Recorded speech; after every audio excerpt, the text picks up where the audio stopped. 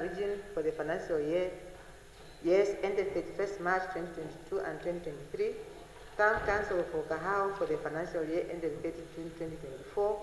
Town Council for Arandis for the financial year ended 30 June 2022 and 2023. Village Council of Arab for the financial year ended 30 June 2019. Namibian Broadcasting Corporation for the financial year ended 31st March 2024. And the performance audit report of the Auditor General on revenue collection for gold mines within the Ministry of Mines and Energy and the Namibia Revenue Agency for the financial years ended 2020-21, 21-22, and 22-23. I so move, Madam Speaker. The Honourable Minister may table the report, please.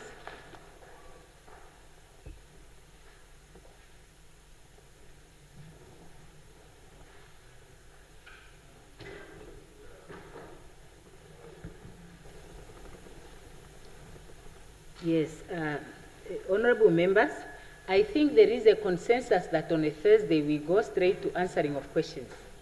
Are we in agreement? Yes. Very good. Yes. We are in agreement. We go to the answering of questions instead of going through the rest of the...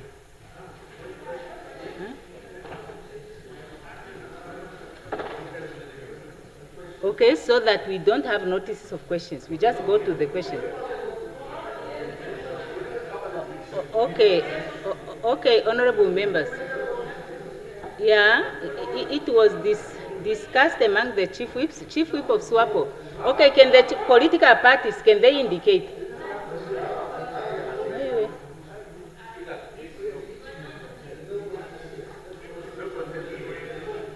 What is the consensus?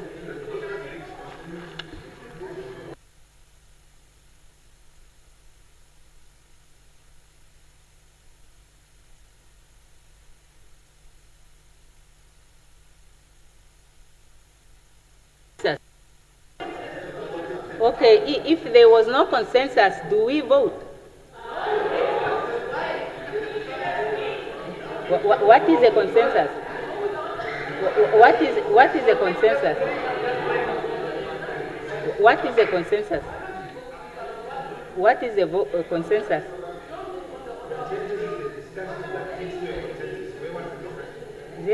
The discussion took place amongst chief whips. Ask the chief whips. Yeah.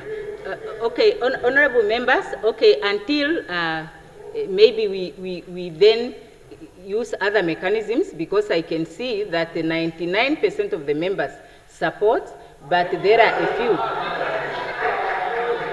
Yes. No, honorable member. No, just take your seat. No, I said already I'm not allowing point of order. Please take your seat. Take your seat, honorable member. No point of order or point of privilege. You misuse them. No point of order or point of privilege. So we proceed. We proceed. Any notices of questions until further notice, and no oral agent questions. Honorable Haikola. It's a discretion of the presiding officer. Proceed, honorable member, with your notice of question. Okay. The AS level, which serves as a bridge between high school and university, focuses on in-depth content and key concepts rather than broad subject coverage. Common subjects include mathematics, physical science, English, and geography, often focusing on advanced, practical, and theoretical knowledge. Development studies, which is offered in grade 10 to 11, is currently not offered at the AS level. Based on the above mentioned, notice is hereby given that on Thursday, February 26, 2026, I shall ask the Honorable Minister of Education, Innovation, Sports, Youth, Arts and Culture, Dr. Sanet Steenkamp, the following. Why is development studies not part of the Namibian AS level curriculum? The Minister of Education classified quality symbols such as A to C only and made them the qualifying symbols for AS if universities also expect a child to have at least 5 quality symbols C's or better at an ordinary level, why does the ministry not have the same standard? Yes, the member may please table the question.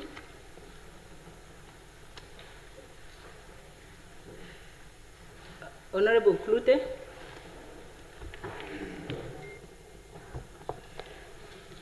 Honorable Speaker, I hereby give notice that on Thursday, 26 February 2026, I shall ask the Honorable Minister of MIRT. Honorable Minister, according to publicly available data, Namibia approximately has 15,000 employers for a population of 3 million, translating to a ratio of 1 employer for every 199 citizens. The extended labor force stands at 1.2 million, of whom only 546,000 are employed, yielding an extended unemployment rate of approximately 54%. Of these, only 140,000 citizens are estimated to be taxpayers, meaning one taxpayer funds services for every 26 Namibians. Given the restructuring of the former Ministry of Industrial Relations and Trade into the Ministry of International Relations and Trade, and the Ministry's publicly stated intention to table an investment promotion bill before this House. These questions arise regarding the Ministry's mandate to address Namibia's employer deficit. Number one, does the Ministry have a target for the number of employers Namibia should have? And if so, what is the time frame for achieving it? Number two, which offices, ministries, agencies now holds primary responsibility for improving the domestic business climate and increasing the number of employers in Namibia?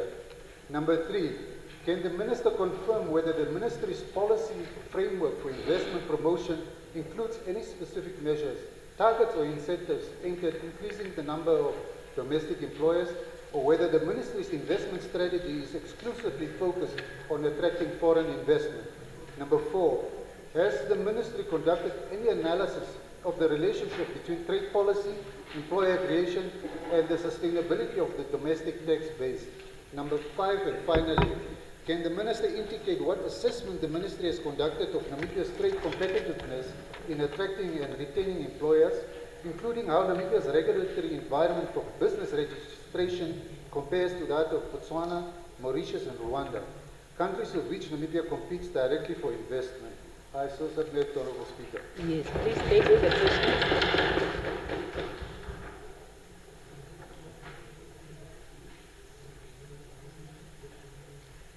Honorable Lizazi.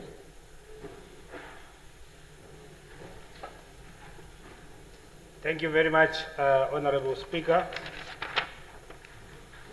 Honorable Speaker, honorable members, I hereby give notice that on Thursday, 26 February 2026, I shall ask the Minister of Justice and Labour Relations the following questions. Aspiring candidate legal practitioners are facing exclusion from the Justice Training Center despite having secured sponsorship from government institutions. The institutions, in line with established financial procedures, issue formal commitment letters confirming payment of registration fees. Yet the Justice Training Center refuses to accept such letters, insisting only on proof of payment. This firm stance risks denying access to professional training for students who rely on institutional support, undermining fairness and equity in the justice sector. Against this background, I shall ask the Minister the following questions. Number one, how does the Ministry justify a policy that disadvantages students from less privileged backgrounds who rely on institutional sponsorship compared to those who can afford immediate out-of-pocket payments? Number two, and the last one, is the Ministry considering revising the Justice Training Center's registration policies to align with standard government financial procedures, thereby ensuring that institutional sponsorships are recognized as valid commitments for registration purposes? I so submit, Honorable Speaker. Yes, please table the questions.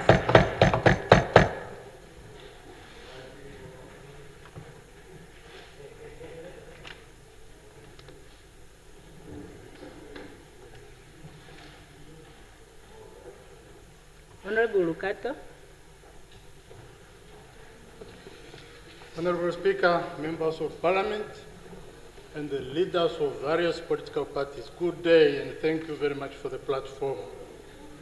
Today, Thursday, 19 February 2026, I hereby give notice that on Thursday, 26 February 2026, I shall ask my relative brother and family, the Right Honorable Prime Minister, Dr. Honorable Elijah Ngurare, the following questions.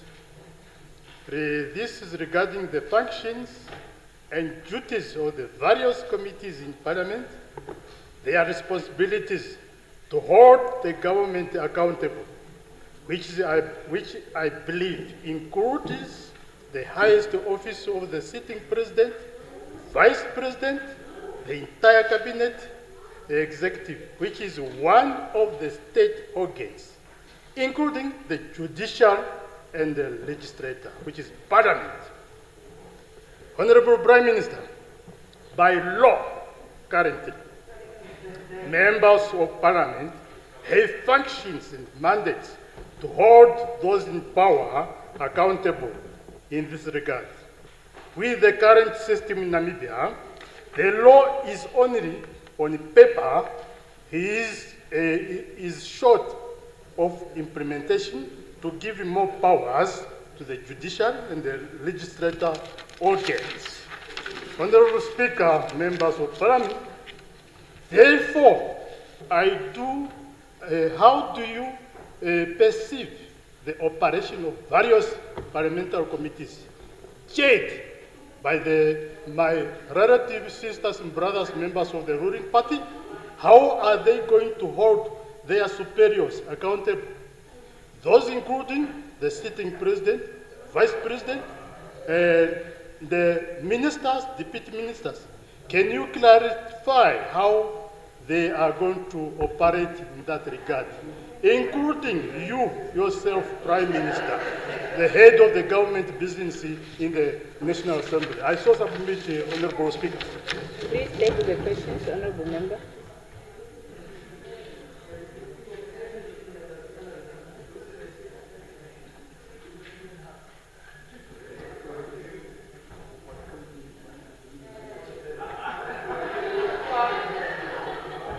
Honorable Hengari.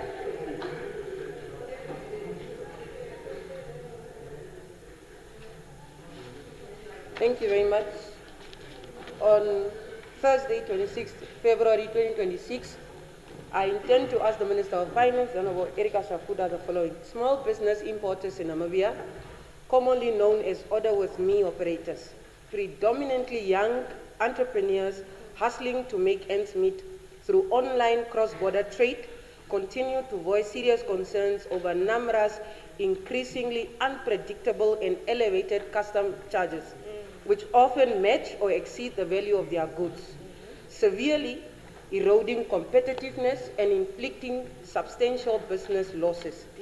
In direct engagements with NAMRA, these operators highlighted persistent challenges in customs clearance and high fees, with the core issue identified as widespread reliance on unregistered clearing agents, leading to delays, inconsistencies, and inflated costs.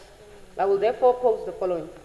First, can the Honourable Minister please furnish this House with a comprehensive report on the measures implemented to date to support young entrepreneurs operating through Order With Me platforms, ensuring they can sustain their livelihoods without perceiving NAMRA's actions as an outright assault on innovation and economic opportunity in Namibia. Two, following NAMRA's engagement with Order With Me operators, the agency indicated that draft regulations had been submitted to the Ministry of Justice and Labour Relations. When will this House, Honourable Minister, be provided access to these regulations, which are intended to ensure the proper oversight and regulation of all clearing agents? Three, when will the promised special unit be established to effectively address the ongoing challenges faced by these operators? And finally, beyond the introduction of additional regulations that may unintentionally hinder business growth, when will the recommendations previously proposed in this House be actioned to safeguard small business importers from exploitation and persistent mistreatment. I so submit. Very good. Yes, please table the motion.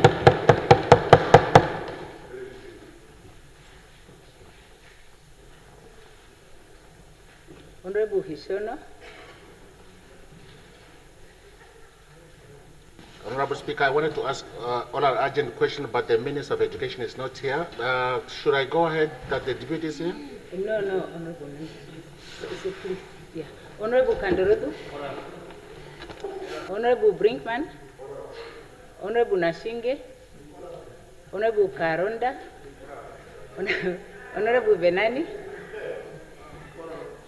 Okay, so let me guess the gist of, since the minister is not there, the gist, and only the gist, and I rule out, ne? Because it has to comply. It has to comply. No, if we want to cooperate, we can cooperate. If we don't want, we will not cooperate. Yeah, let me have the gist of your question, Honorable Kandorodu. Honorable Kandorodu. No, Honorable Hishono, the minister is not here. He said himself. Only to the ministers. Thank you so much, Speaker. My oral urgent question goes to the Minister of Agriculture and all the food in Namibia, including water and land. We just read from the newspaper that the European Union, through National Planning Commission, donated vehicles to combat FND in the red light area. However, we have been observing quite a number of instances where European Union, German embassy, or the German government, whenever they are donating, they are only donating on one side of Namibia. However, while the farmers that are supplying Europe with meat, they are not being taken care of. Will you be able to tell us how does these donations are prioritized at the expense of the other parts of Namibia, more especially when it comes to agriculture-related activities? I so submit. Yes.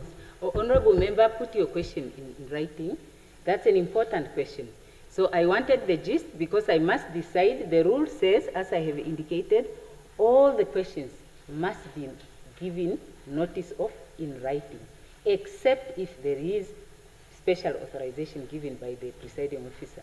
And that was not motivated. The Honorable Member just posed the question without motivating why it must be heard as an oral question. Now, Honorable Brinkman, can you give us the gist of your question, why it should be heard as an urgent oral question?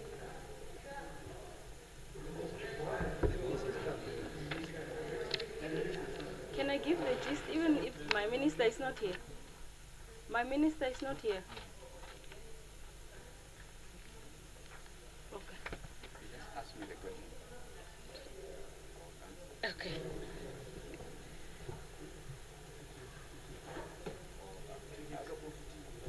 Yeah, later.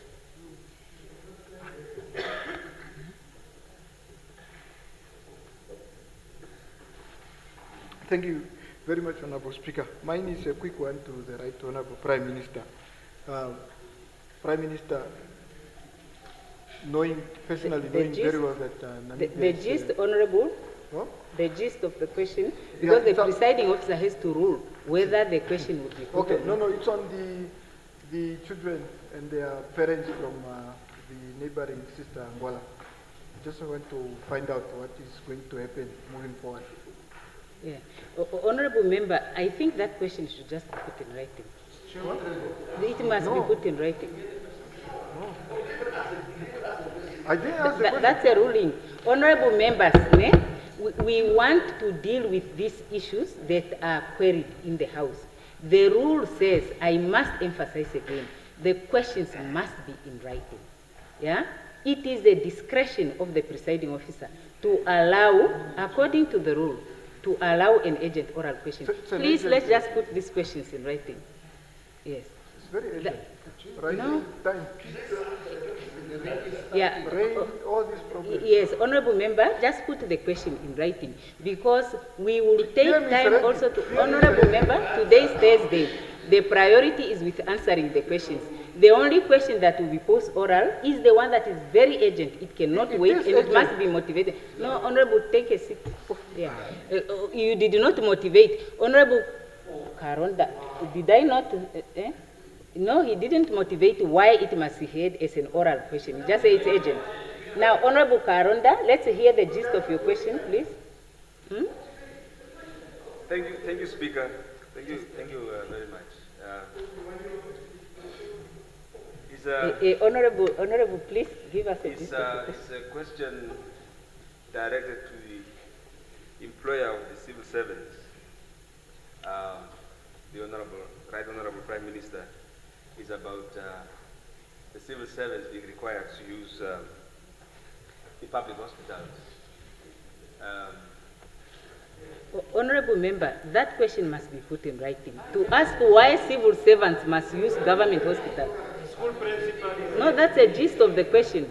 The honorable member wants to query the issue of civil servants being asked to use public hospitals. No, but the Honorable he's ready to answer, he said. No, the Honorable Prime Minister is not the one that is making a ruling. The presiding officer is the one that's making it. Yeah. Honorable Veterinary, please give us a gist of your question.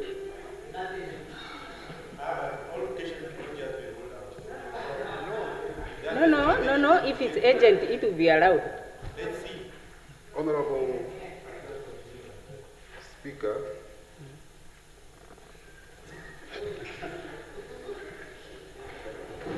I crave for your indulgence to ask an urgent oral question to the Minister of Trade, International Relations and all those other matters, the Honorable Musafi. What is the gist of the question? The gist of the question is a geopolitical question in relation to trade that many other countries are rushing. Israel and many other countries are rushing into Somalia in space. And Namibia, being an African country well established in the fishing industry, as our Minister of Trade, what efforts have you done? I see you are crisscrossing the world. What effort have you done to engage the Somalian authority for Namibia to establish a fishing industry in that part of the world, as there is no fishing industry and we are doing fairly very well? I'm asking this question. Okay, Honorable Member, I have the gist now. I can make a ruling. No, Can I ask the Honorable. question and then you make a ruling? No, Honorable Member, I asked you for a gist, but I got the gist. It's an important question, I must admit, but please just put it in writing. No. Yes, Honorable Member. It's a geopolitical question. No. And she's a traveler. Very, She's very never in the important. I agree, very important. But put it in question. No. Yeah. Honorable Nashinge already got the floor. Honorable your Member. job. I agree. No, honorable members, today is a questions day. Let us please make progress So, in Sarah, the just, agenda. the speaker came with the thought that today is my Speaker, day. you are sitting there because of Angola today. Now you don't want me to ask you. No, I want you to ask the question. No, honorable member, in writing. No, honorable member, please. No, honorable member. No, honorable member, please just put the question in writing. It will be answered. No. Honorable member, take your seat. Then, yeah, very good. Thank you very much for your understanding. Notices of motions.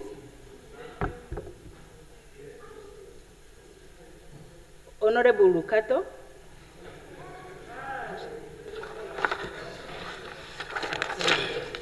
Honorable Speaker, members of Parliament, thank you very much for the platform.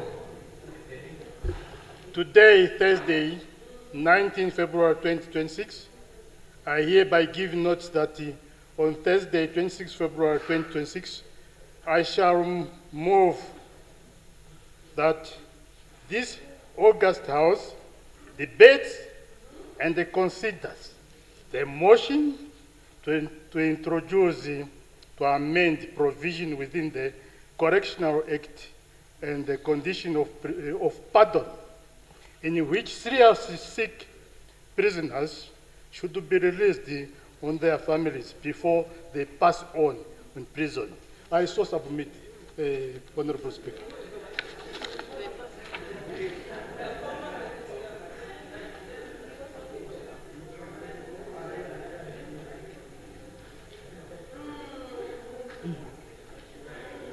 Honorable Minister of Finance.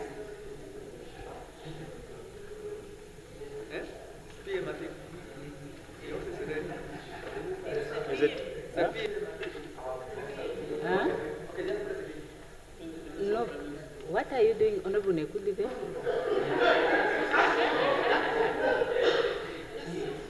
Yeah. Okay. Yeah. Okay. So, what are we rearranging? What is going on? It was read. Oh, okay. Then the Prime Minister must come. Eh? Yeah, come. Yeah, because now yeah. Yours is on now. Okay. Thank you very much, Honorable Speaker, Honorable Members. I give notice that on Thursday, 24th February 2026, that's next week,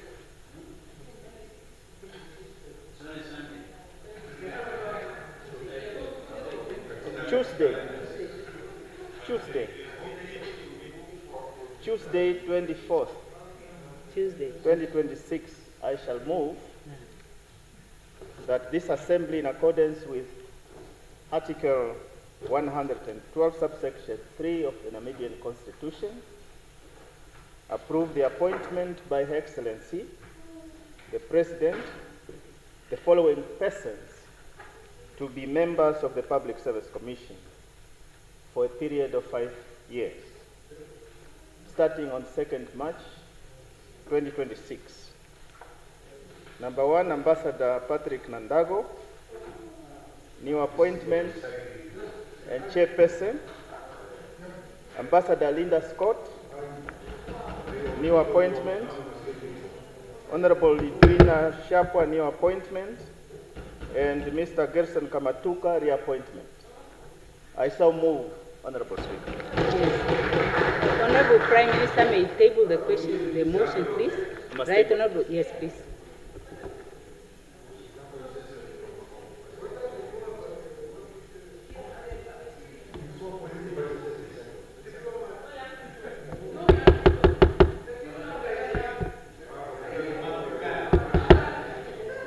Now, Honorable Minister of Finance, honorable members have the opportunity to debate during the discussion of the motion.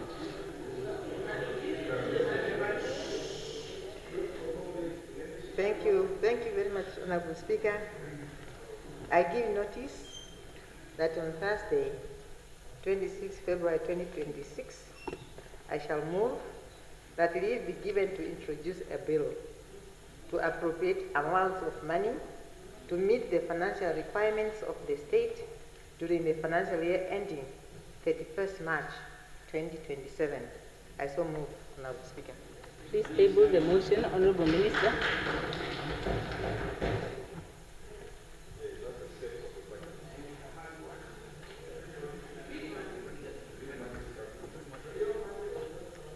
Yes.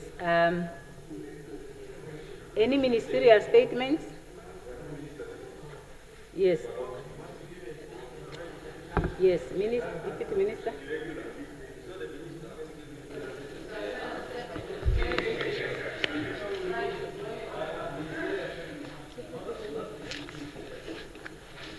Honorable Speaker, honorable members, I rise to provide a ministerial update pertaining to capital projects and the progress thereof within the ambit of our ministry on behalf of my minister, Honorable Dr. Sanet Steenkamp. These capital updates speak largely to Budget Vote 40, where Budget Vote 27 will be detailed separately.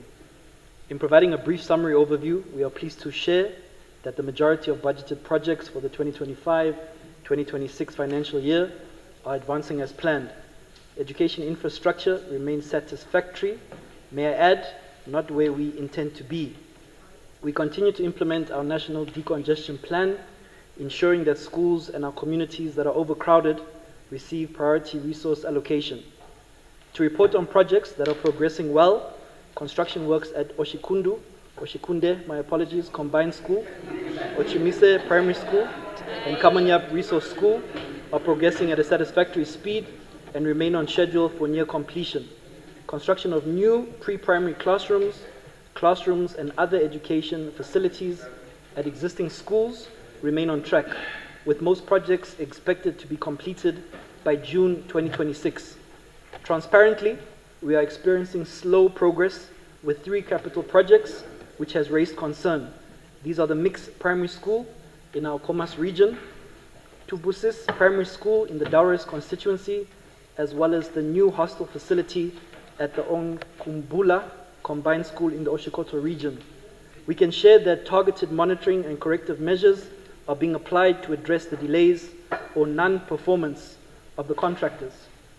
With regards to community hostels and learning and development centers, I am pleased to report that substantial progress has been recorded where the Namibia Training Authority, NTA, and Namibia Institute of Mining and Technology, NIMT, have been contracted. Most sites are at an advanced construction stage and are expected to reach practical completion by May 2026. There are, however, a few exceptions, namely at the Mama and Oranyamun sites in both the Hardap and Karas regions respectively, where outstanding land-related matters between the Directorate of Education and the respective local authorities are delaying progress. Honorable Speaker, please permit me to put on record that it is inconceivable that in 2026, nearly 36 years post our struggle for independence, we are still negotiating with various local authorities for land to build public schools. This cannot be accepted, and I will personally name and shame any local authority which is demanding a fee for land where the intention is to build schools to cater for their very own youth constituents. I have firsthand visited the new high school being built in Henties Bay. I must confess that I was not best pleased with the speed of build, where the town's only public school, namely Kamwandi Combined School, remains oversubscribed. As at yesterday, I received picture updates from our Irongo Education Director, Mrs. Stefanis, and I'm pleased to report that since my visit on the 23rd of January, yesterday the 18th of February, the new school is at roof height, and we keep pushing to complete and hand over soonest.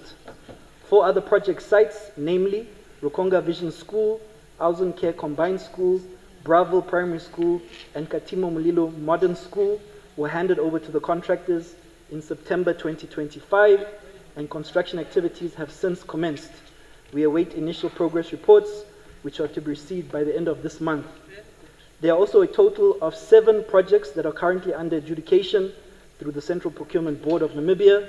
These are the new schools, namely Epembe Secondary School, Havana Primary School, Ehangano Primary School, as well as the wholesale renovations to Moretti Secondary School.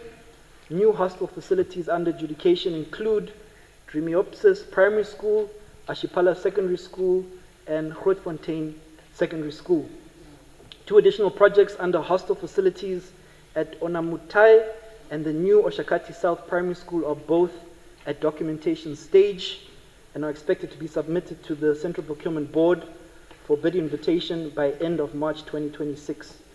Honorable Speaker, honorable members, as I shortly draw to a close, please permit me to summarize that there are currently 29 large capital projects underway, with a minimum of 1 in each region and a maximum of 3 in regions such as Karas, Irongo, Kavango West, Khomas, and Ohangwena. There are 300 classrooms currently being built, with most being constructed in the Ohangwena region, followed by Ochizonjupa region and Irongo regions respectively. There are 168 pre-primary classrooms currently being built across all 14 regions, with a maximum of 14 in certain regions and a minimum of 10 in others. With respect to the decongestion projects, there is currently 1 in Irongo, 6 in Kavango East, 2 in Khomas, and 1 in both the Zambezi and Ochizonjupa regions. This totals 508 capital projects across all 14 of our regions for budgeted vote 40 for this financial year. Honorable Speaker, I so submit. Thank you.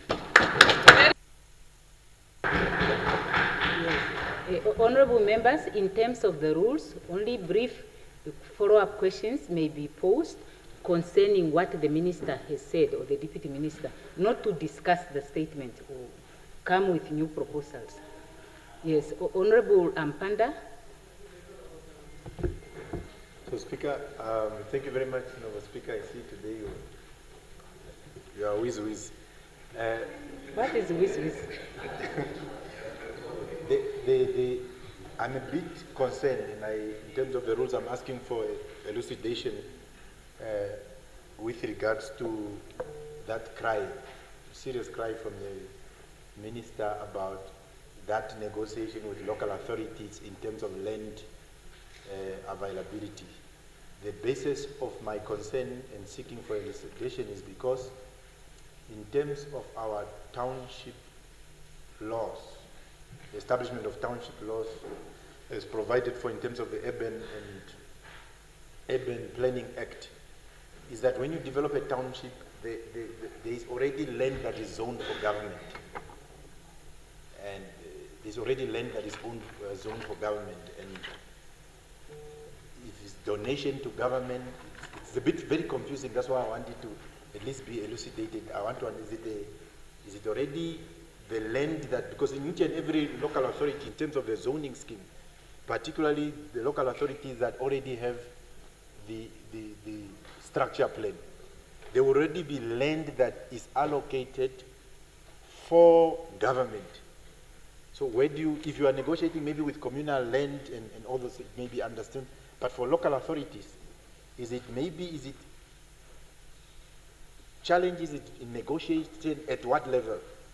Because the law already makes provision, or is it maybe perhaps when government identifies a need for a school at a particular locality? So, because then otherwise, then we have a big problem then. Coming from that background, even if it's only for 5 years, I'm a bit concerned, and we want to actually understand what is going on so that we can perhaps see what is it that we can do. Or it might be perhaps something different. Even if it's for donation, all donations are approved by the minister. So from a cabinet level, I don't anticipate, I don't even see such a situation where a government wants to build a school and it's somehow impossible to be able to do that. It will be very strange for me. So maybe perhaps an elucidation to that phenomena will help us understand better.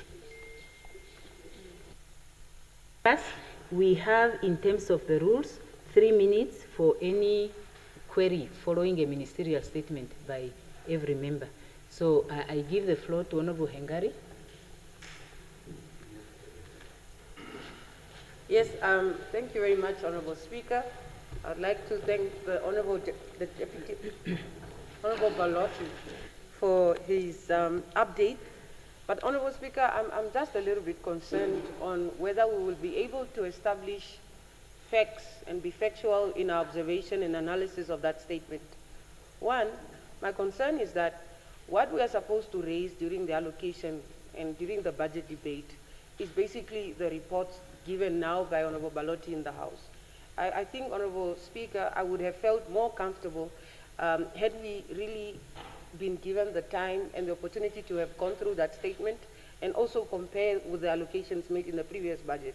So I'm just wondering whether the rule of anticipation in this particular case does not apply.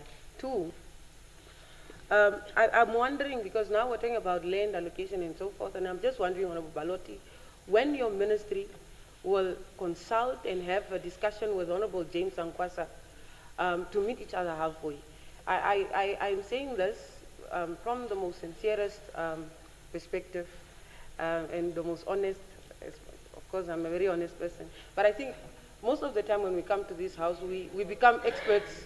We become experts at diagnosing problems. It's always nice to hear that so-and-so minister from the same cabinet have sat down and actually agreed on so-and-so solution and then come to us with those solutions with regards to those issues. But in any case, I just want to thank you for the statement and the update, and I hope we will get the opportunity to engage the statement and the update during the budget allocation. Thank you, Speaker. Yes, thank you, Honorable Member. During the budget, the general debate, we have the opportunity to raise all issues concerning ministries. That's why I was emphasizing we have a limited time. Ministerial statements, really, we are supposed to have queries on issues that were stated. And I want to say that. Otherwise, what's the point of saying on Thursday the priority is on questions if we are going to come with other things and spend the bulk of our time there? Honorable Veterinary. Honorable Speaker,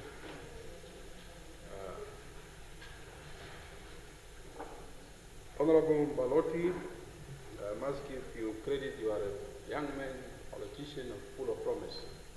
And I give it to you. I'm observing you. I want to know from you as to why, when you started this office, political office, I was watching you and I'm still watching you, there was a business unusual approach to the Ministry of the Government. We are a week away to the budget. Some of the projects that were already budgeted during the last year are still at documentation level. Question one, why do we have these delays for such a long period? I'm very worried about that. Two, the business is unusual approach or mantra of President Netumbo Daitwa also promised us 50,000 jobs last year. Of all the projects that you are currently renovating and building, how many jobs temporarily have been absorbed in these projects?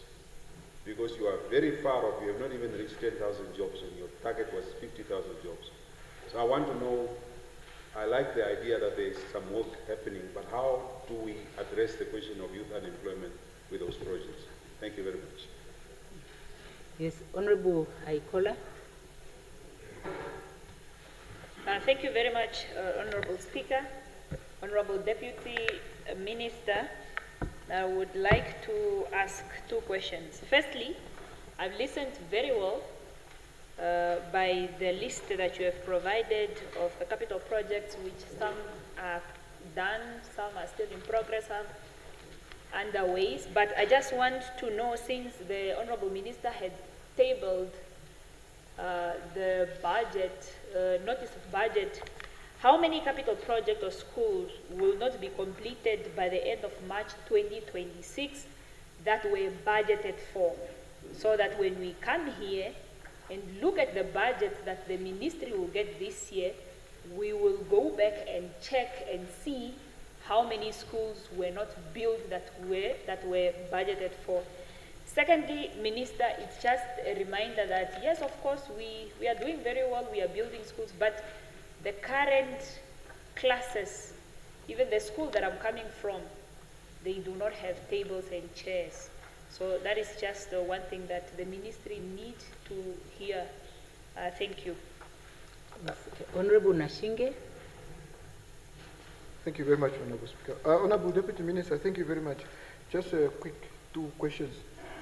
One is on in Windhoek and other major towns, every beginning of the year, parents are always depressed looking for space for their children.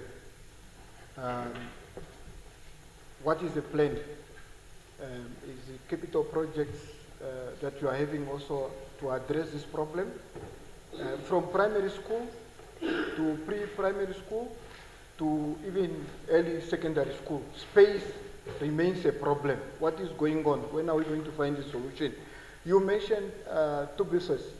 I think that school is under construction for 6-7 years now. What is really the problem? We can't spend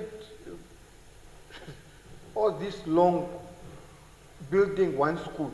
What is really the challenge? And when is this school, when are you planning to see the work coming to a conclusion? Thank you. Yes, Honorable Kambala.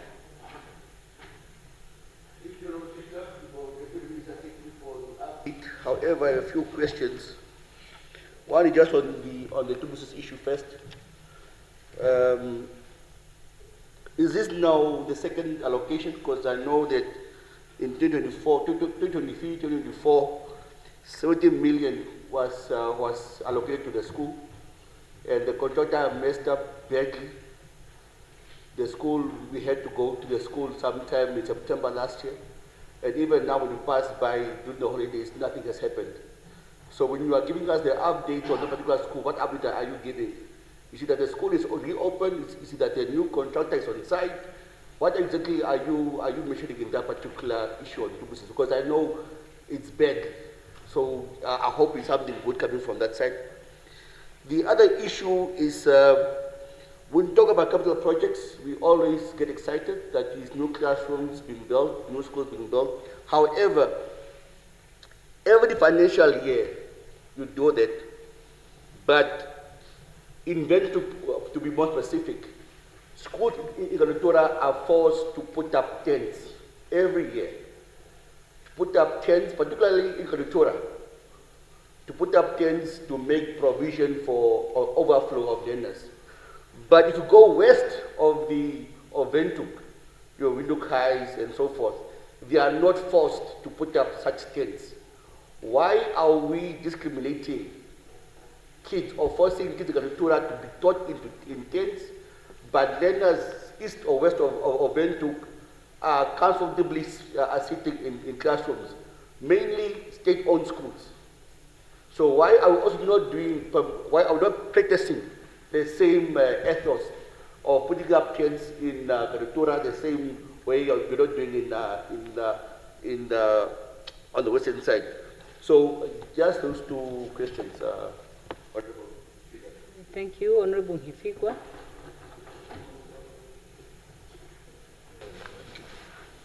Thank you, Honorable Speaker.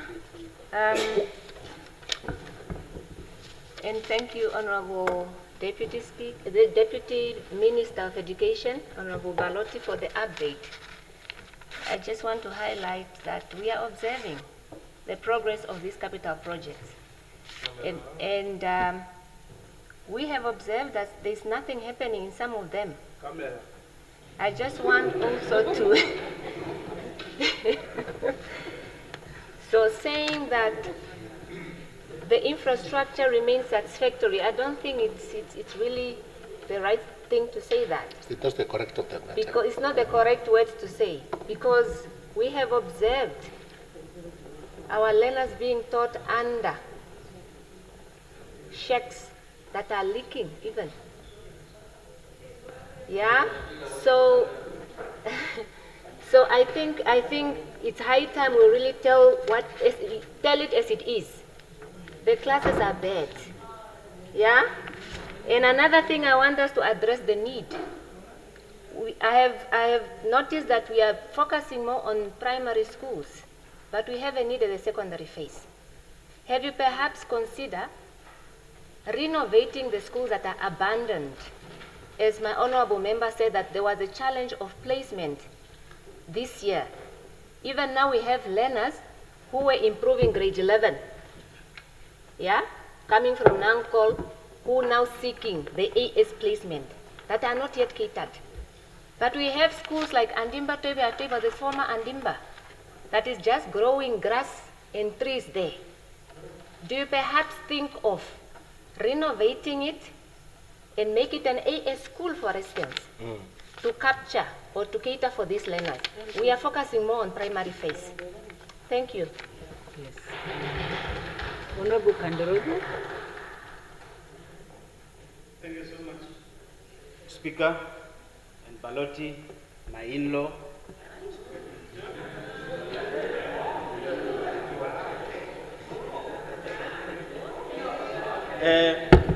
I just wanted to know, because as much as I know, Honorable Balotti. Honorable Balotti,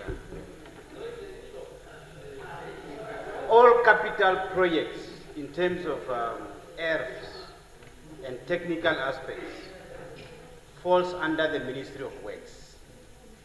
It's not the mandate of the Ministry of Education. Have you ever engaged these bottleneck issues or gray area for you not to succeed the executions of your projects? Have you engaged with the Ministry of Works to smoothen the process?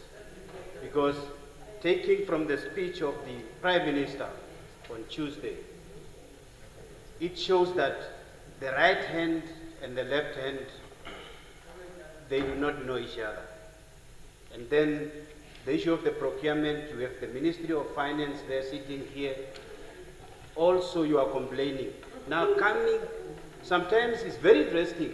I admire a leader who's supposed to solve a problem, now complaining to the complainers. It frustrates. So please, can you iron out the relationship between the two entities? So we solve, because if you go out now, there are lots of open urban under the Ministry of Works that are not occupied at all over. So please engage that. Mine is just an advice, and maybe to see how far did you smoothen the relationship between the two entities. And finally is... Your time is up, Honorable Member. Honorable Amtenya.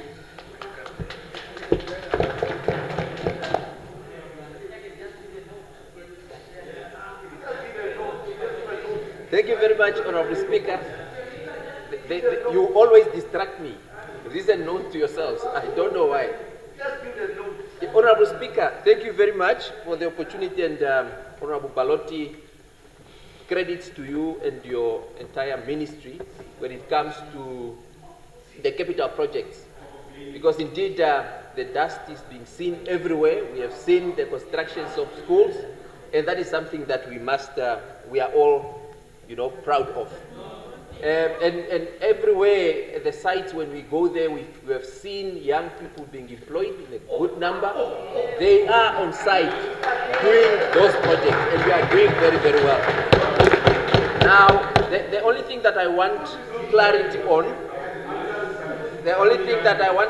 on, is on the maintenance plan. The maintenance plan of these infrastructures, because for too long we construct these infrastructures and there's no proper maintenance plan, either together with the Ministry of Works. What is the way forward on that to make sure that what we are constructing indeed is maintained for future generations? Thank you very much. Thank you, Honorable Motu. That is very misleading. Thank you very much, Speaker. I'm not going to make a ministerial statement like my fellow MP there. I'm just going to ask straight to the point. I want to know, in terms of the contractors, there could be a possible breach of contract. I want to know what the companies that are responsible for these delays, have they been penalized? Have contracts been terminated? How do you continue using the same companies who are leading to these delays, and now you have to deal with us bashing you and asking you why the schools are not being built, but you're still with the same people? Can you please give us what were the timeframes in terms of the contracts, and who are the companies? Honorable Hishono. Honorable Hishono. Thank you, Honorable Deputy Minister, for that update.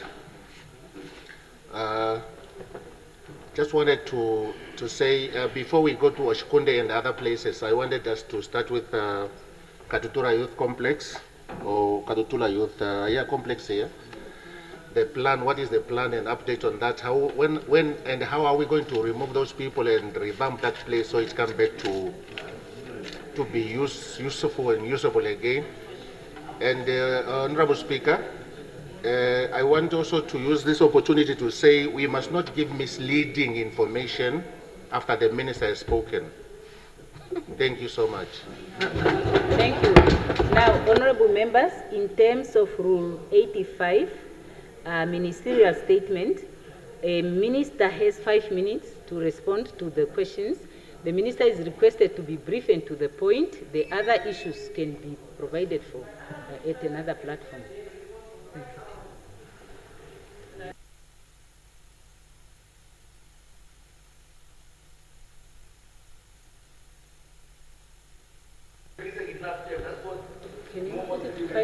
Honorable Speaker, honorable members, thank you very much for the questions posed. Thank you very much for the questions posed. I shall best attempt to best try to answer within 5 minutes. To the first one, Prof. Amupanda, I take note and we appreciate the suggestion of looking into how we can work with the donations approved by the Honorable Minister of Urban and Rural. So I think that's been taken note of. Honorable Hengari spoke of versus our budget. On the first day when we attended the opening of the Parliament this year, it was said that there are no... When we attended Parliament, it was said that we should provide more ministerial updates. The intention was not to circumvent the discussions that are to take place upon the budget negotiation or the appropriation bill, but really to give a bit more context to this specific budget vote. Equally, next week, we intend to do the exact same for sport. Honorable Venani, I can say that it is a good suggestion and one that we will take back to the office to ascertain the exact number of jobs and specifically young people that have been employed through these endeavors. And I can assure you that it does move into the thousands for this one ministry, and equally we have a number of ministries that can do the same. Honorable Haikola, the question was how many schools have we budgeted for? I think that was not the intention for today's ministerial statement, but we'll be very happy to share. We'll be very happy to share more detail, and if needed, it can also be put as a specific question, which we can then unpack and give more detail to. And I note, and I just want to remind you that as specified, 508 capital projects are currently underway under that specific budget vote. But I do take note of your concern regarding specific schools that may still lack the basic necessities such as tables and chairs. That is a reality that we face. Honorable Nashinga, you would have taken note from the statement where we speak of 2 specific decongestion capital projects in the Commerce region. I believe you mentioned Tubisa School, if I'm not mistaken. It was not quite clear for me, but I don't have enough information around that, and I would need to go back and inquire with the colleagues. Honorable Kambala, with my 1 minute remaining, what I can tell you is that 300 classrooms, 168 primary classrooms, and 29 large capital projects.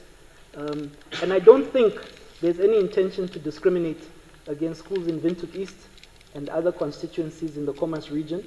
I can tell you on this platform that one very specific school, the school board declined having tents at that very specific public school. And that now, I need to get more information to share. Is it the decision of the school board or is the decision of the Honorable Minister? And maybe my last one, with time now having run out, I wanted to just address Honorable Mfikwa. When you stated Andimba Toivo School, I've personally been there. That school was constructed in 1970. The new school was handed over in 2022. Now the school that you're referring to is the old school that is not, you can shake your head, but it's not worthy for anyone to occupy. So the question now was, do we spend large quantums? I'm being quite honest. Do we spend a lot of money, government money, to renovate a school that is not compatible for learners? You're shaking your head. That school is more than 56 years old. No, but I'm being honest. So you mentioned a specific school, which we have built. That school is the most modern school currently, which accounts for more than 1,000 learners. Thank you. Yes, thank you very much. Any reports from the Committee of the Whole Assembly?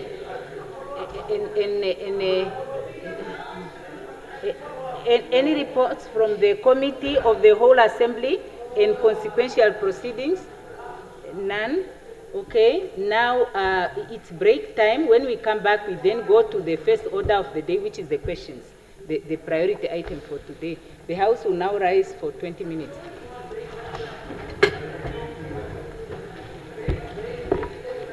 They are provided for.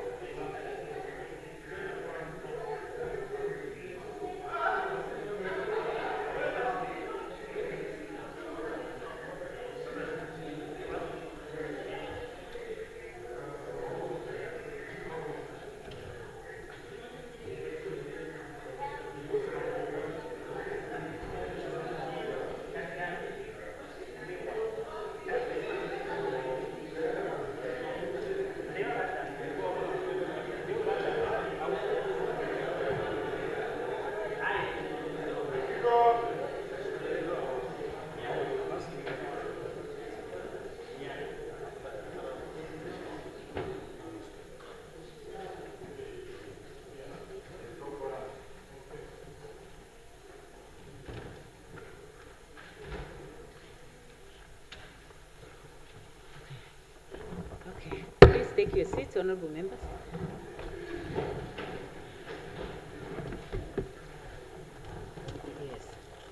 Yes. Today being Thursday, answering of questions take priority over the orders of the day, and we therefore go to the question papers and start with question 29, which was put by Honorable Ipumbu to the Minister of Justice. Does Honorable Ipumbu put the question? I don't see the Minister of Justice here. Huh? He was here. Honorable Speaker. Oh, he's somewhere coming. Okay. Now we can go to the next one while he's coming. Speaker. Yes, Honorable. After a thorough engagement with the Honorable Minister, we have come to a consensus of withdrawing this question until further notice. Okay. Yeah, okay. You don't withdraw until further notice. You just withdraw. Honorable just Member. withdraw. Very good. Thank you. Yeah. Yeah. The next question. No. Honorable, the next question is 78 by Honorable Motu to the Minister of Education. Does Honorable Motu put the question? Yes. Deputy Minister, are you delegated to answer on behalf of the Minister? You now have the floor.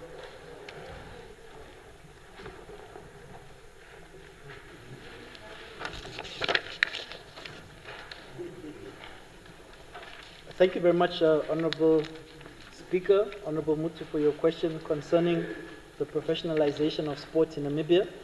To your multiple questions, the first one, the Ministry is in the final stages of completing the blueprint for sport professionalization, which will be presented soon. The development of the blueprint has been informed by the netball professionalization pilot project, which the Ministry spearheaded as the first step toward this national agenda. This process initially began under the then Harambee Prosperity Plan, and the lessons learned through Netball Namibia's experience have been instrumental in refining this specific framework. To your second question, the professionalization agenda is guided by the shared aspiration of federations and associations to establish a self-sustaining sports sector that is not overly dependent on government funding, which is currently the case. The ultimate goal is to ensure that sport codes are well managed and that athletes can earn a livelihood from their talent and participation. Third question, no external consultants were contracted for the sport professionalization project. This work has been undertaken by a dedicated project team comprising of officials from the Directorate of Sport as well as representatives of Netball Namibia. The team also conducted benchmarking exercises in South Africa and has provided valuable insights and collaboration. In addition, desk research and internal studies were carried out by the mentioned project team. The fourth question, the stakeholders in the professionalization agenda were identified based on their direct roles and contributions to development and sustainability of sport in Namibia. These include all sport federations and associations, corporate sponsors, as well as key government institutions whose mandate intersect with sport. I wish to give an example. The Ministry of Finance for the funding frameworks and financial sustainability, the Ministry of Works and Transport for the development and maintenance of sport facilities, the Ministry of Information and Communication Technology, as well as the Ministry of Environment, Forestry and Tourism to advance sport tourism, media visibility, and international promotion. For the sake of time, to the fifth question, the answer to your question was yes, the Ministry has engaged with the Namibia Football Association and is aware of the financial challenges that they then faced, including outstanding payments to referees, match assessors, and other technical officials. Over the years, the NFA has approached the Ministry with requests in covering some of these shortfalls. In recognition of these challenges, the Ministry has on several occasions advanced funds to the Namibia Football Association, specifically to help settle some of these legacy debts. It must also be noted that amongst all sport federations, as you will know, the NFA receives the highest allocation of state funding. However, the responsibility from the timely payment of officials rest primarily with the Namibia Football Association, and the Ministry continues to encourage the association to strengthen its financial management systems to avoid reoccurring situations of this nature. To your sixth question, the Ministry fully recognizes the seriousness of this matter and the impact it has on the referees as well as their families. And since 2025, we have consistently requested the Namibia Football Association to submit an accountability report as well as their turnaround strategy as a condition for continued state funding. These documents were submitted in August of 2025 after the Ministry made it clear that no further allocation of funding would be considered without these accountability reports.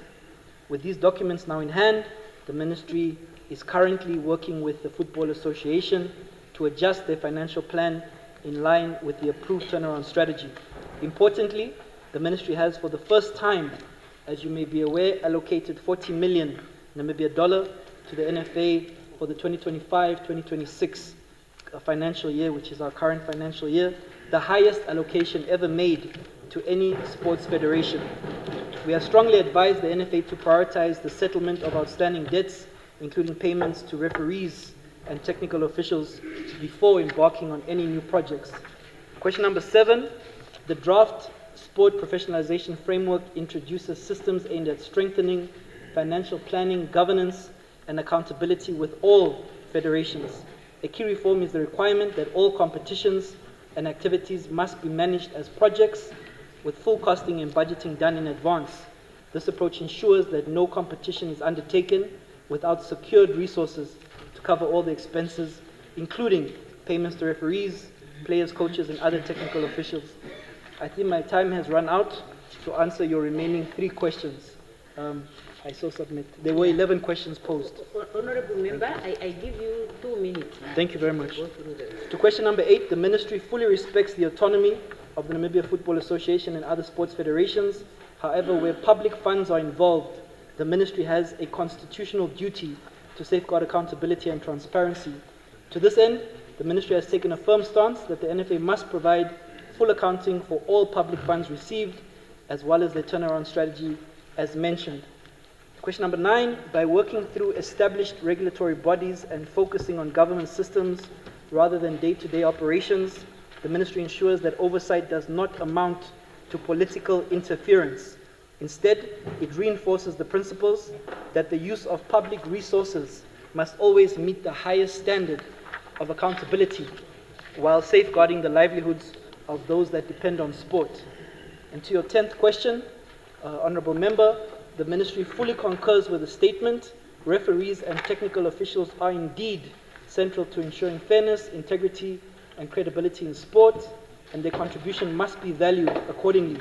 At the same time, it is important to recognize that sports federations are mandated to operate independently in line with international practice without undue government interference.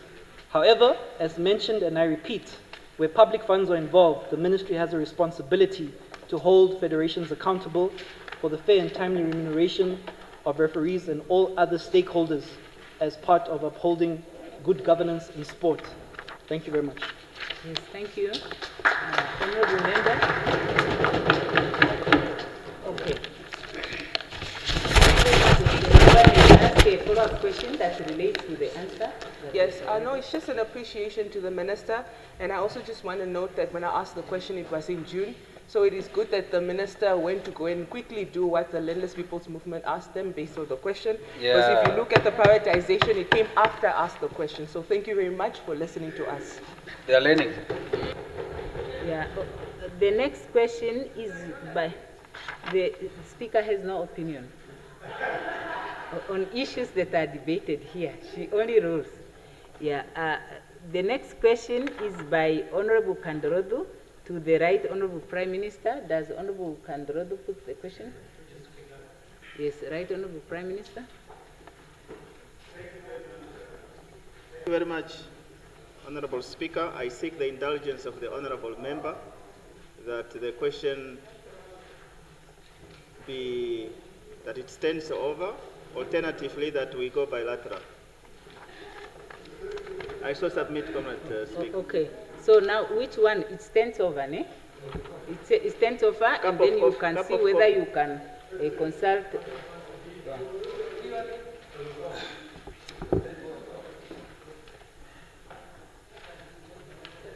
No, this is not my question. It's for the public. So he must answer so that everyone here. No secrecy. No secrecy. Okay. So, Honorable Kandro. Don't squeeze me. Okay. So the question stands over. Ne? Okay, thank you. The next question is 104 to Honorable Nashinge, by Honorable Nashinge to the Minister of Justice. 101. 101, yes. 101 by Honorable Hengari to the Minister of Urban and Rural Development. Do you put the question, Honorable? Speaker, I put this very, very important question. Very good. Is the Deputy Minister delegated to respond? No. Yes, thank you, Honorable Speaker. Honorable members, I rise to respond to the questions that have been asked by my dear seasonal old parliamentarian, in her own words, Honorable Hengari, in order that I'm going to read hereafter. I will not focus on your questions. I will not repeat them again. I will just go straight to my responses. Currently, the rental market is regulated by the Namibia Estate Agents Board, which does not fall under the Ministry of Urban and Rural Development, but the Ministry of International Relations and Trade. It is the duty of that board to enforce the laws regarding administration of the rental deposits in interest-bearing accounts as provided by Section 32 of the Estate Agents Act number 112 of 1976. That's the year I was born, my dear sister. So you can imagine how this ordinance or that act is outdated. There are indeed provisions under Section 25 of the Rent Ordinance number 13 of 1977 on administration of rental deposit, which by that law should not exceed 50% of 1 month's rent. However, the rent ordinance has been non-functional since independence, as I have already alluded to the fact that it is quite outdated, and I fully agree with your sentiments. By way of finding an amicable solution, as a ministry, we are currently working on to revive and establish rent control boards. Part of that process including reviewing the rent ordinance number 13 of 1977 and drafting of a new bill that speaks to today's rental market and to address the current challenges or concerns being experienced in the market. Answer to question 2. In our National Development Plan 6, land and housing delivery is one of the key priority areas. We have primary focus on informal settlement upgrading, targeting acceleration of township establishment, affordable land, and housing delivery and sanitation. Thus, the sequence of readiness of land for housing construction starts with township establishment. Doctor will agree with me on that one. And followed by servicing of land, including water, sewerage regulation, electricity, and so forth. And finally, the housing construction process will commence. Mass Housing Development Program, number 2. 572 units yet to be concluded. 400 housing units to be constructed with grant funding from the People's Republic of China, targeting low and middle income earners. The Build Together program targeting the ultra low and low income earners is also continuing with the increased funding. The government, through the Ministry of Urban and Rural Development, is providing annual grant to Shack Dwellers Federation of Namibia for delivery of affordable housing to ultra and low income to supplement government's strokes ministry's effort. Other development partners that the ministry is collaborating with are KFW, who is instrumental in setting up urban development fund for infrastructure development, primarily for servicing of land. GIZ, in partnership with the ministry, is involved in spatial planning and servicing of land, primarily in informal settlements in selected local authorities. Development Workshop Namibia Trust, which through memorandum of agreement with the ministry is involved in affordable land delivery, bulk infrastructure development and sanitation in informal settlements. The National Housing Policy was revised in 2023, which is in line with the current challenges and interventions aimed to acceleration of affordable service land and housing development. Now I proceed to the question 3, and I ran out of time. Honorable Speaker, with your permission, maybe I can proceed with the other questions.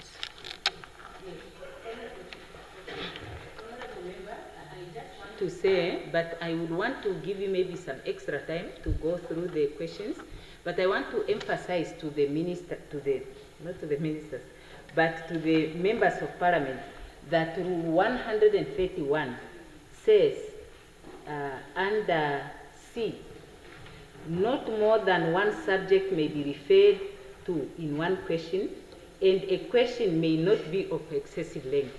So when you look at this question, it deals with about 3 different things.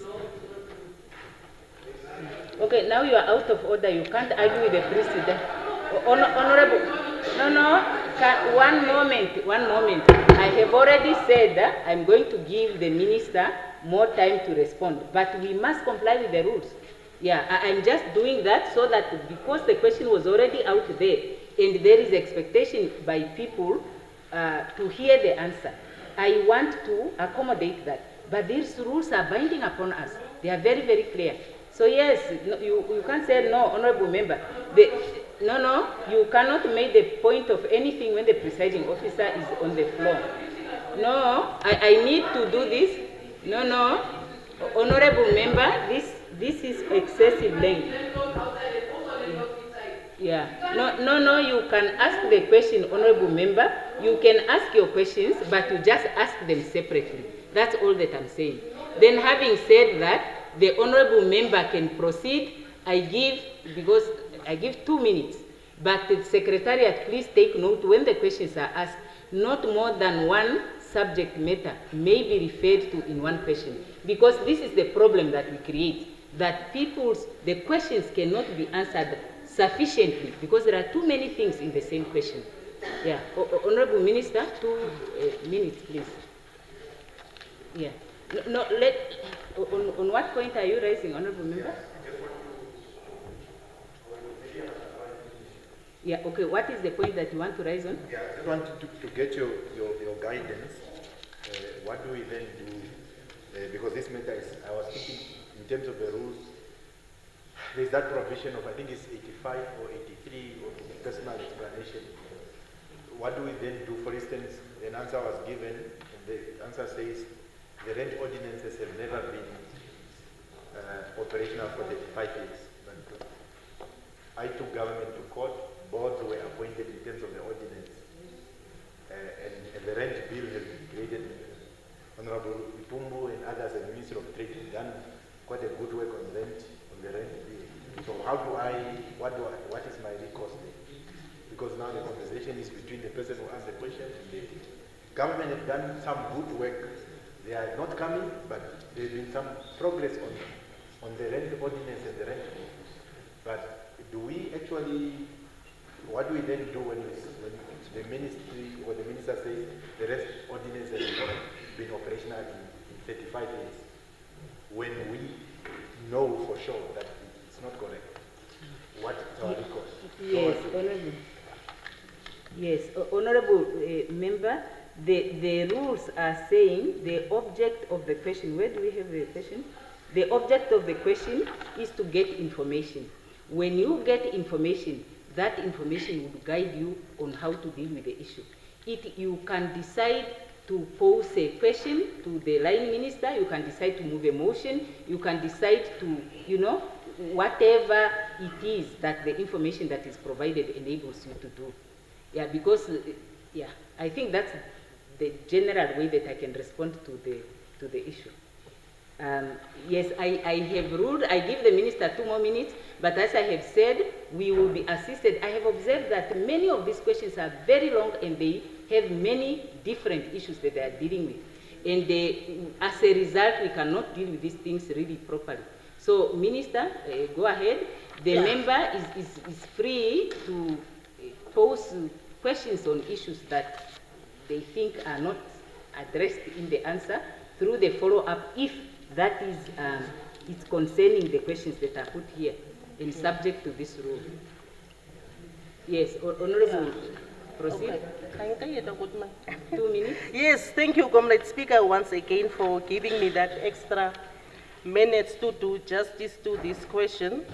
Yes, I agree. Me and my sister, we had a prior consultation, and I hope we can even take this matter further. We have other concerns that are emanating from the floor, but I have also to tell the truth. What is happening in between, maybe it will be covered in the responses that are coming.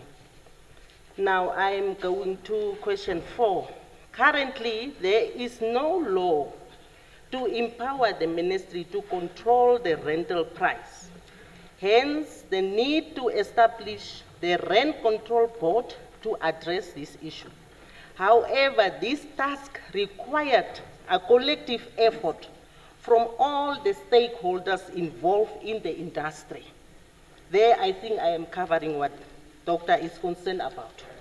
It should be noted that the Rent Control Board alone will not have the significant reduction we want to see in rental prices.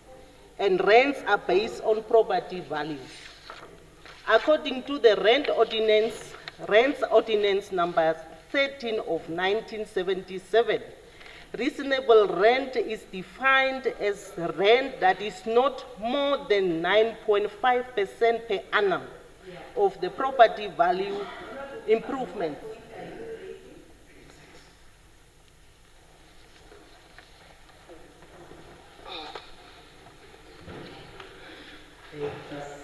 Is about personal explanation. Mr. Speaker, if you do recall, this past week, I queried that how do we deal with misleading information from members on the floor. Okay, 86, Honorable Member says, yes, you can, because there's an issue I'm trying to raise that the minister just mentioned now. Okay, can I just try to get clarity? I'm saying Rule 86 says a presiding member may grant permission to a member to explain matters of a personal nature without debate or a question being put, provided that the member is confined strictly to the vindication of his or her own conduct. Is that the rule that you are setting? Yes. So what are you explaining about your position? Speaker, what I'm trying to raise is that I'm just trying to raise an issue that in the past, we'll talk about the rent ordinance. The minister cannot say there's no law that does not give or warrant the minister powers to establish a rent control when the ordinance is still. Yeah, Honorable Member, that's exactly what I was trying to explain to Dr. Mkanda. Can you just take your seat? You know, like I said, asking questions enable a member to get an answer from a member. Now, if the answer that is provided by the member is showing that the ministry is of a wrong impression, then the member can come and bring this issue, even in a motion, instead of to make a point of order when the person is answering the question and you contradict what the person is saying. It can create a back and forth situation. Yes, because I don't create a debate between the two of us, but that's what I was asking earlier, that there must be provisions for for us to correct people on the floor. And when you try to do that, you don't allow us. Sometimes you say that The honorable member is out of order, Honorable Speaker. I am busy responding and he is creating now a debate. Yeah. Yes. Just direct the minister just to correct herself. Yeah, okay. Or something is not correct at least. Yeah. Yes, honorable member, you may take your seat now.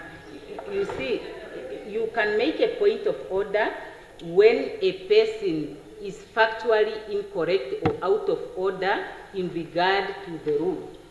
But if you are contesting what the person is saying, it becomes difficult in terms of the rule, yeah? Because that's not a flexibility that I have in terms of the rules to raise that as a point of order, because it will just create a debate within the debate.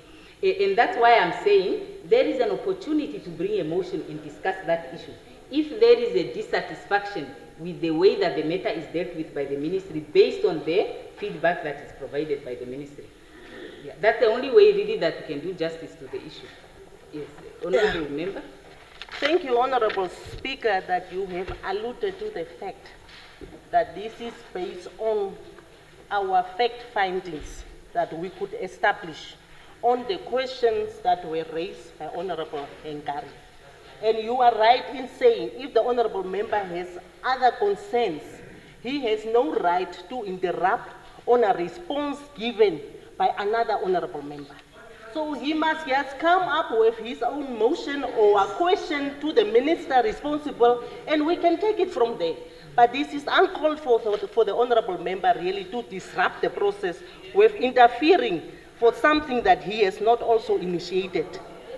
Now, I do not know, I will maybe suggest, Honorable Speaker, that this issue is really a serious issue that speaks to the dignity of our people. And I do not want this thing to be politicized.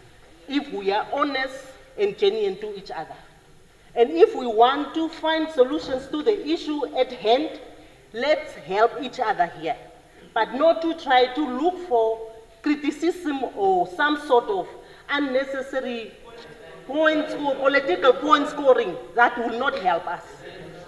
So I'm really disappointed by the intervention of the honorable member. Yes. Now, honorable members, can we allow the honorable member, because I want her to finish answering the question. Yeah. Oh. Yeah. Yes. So,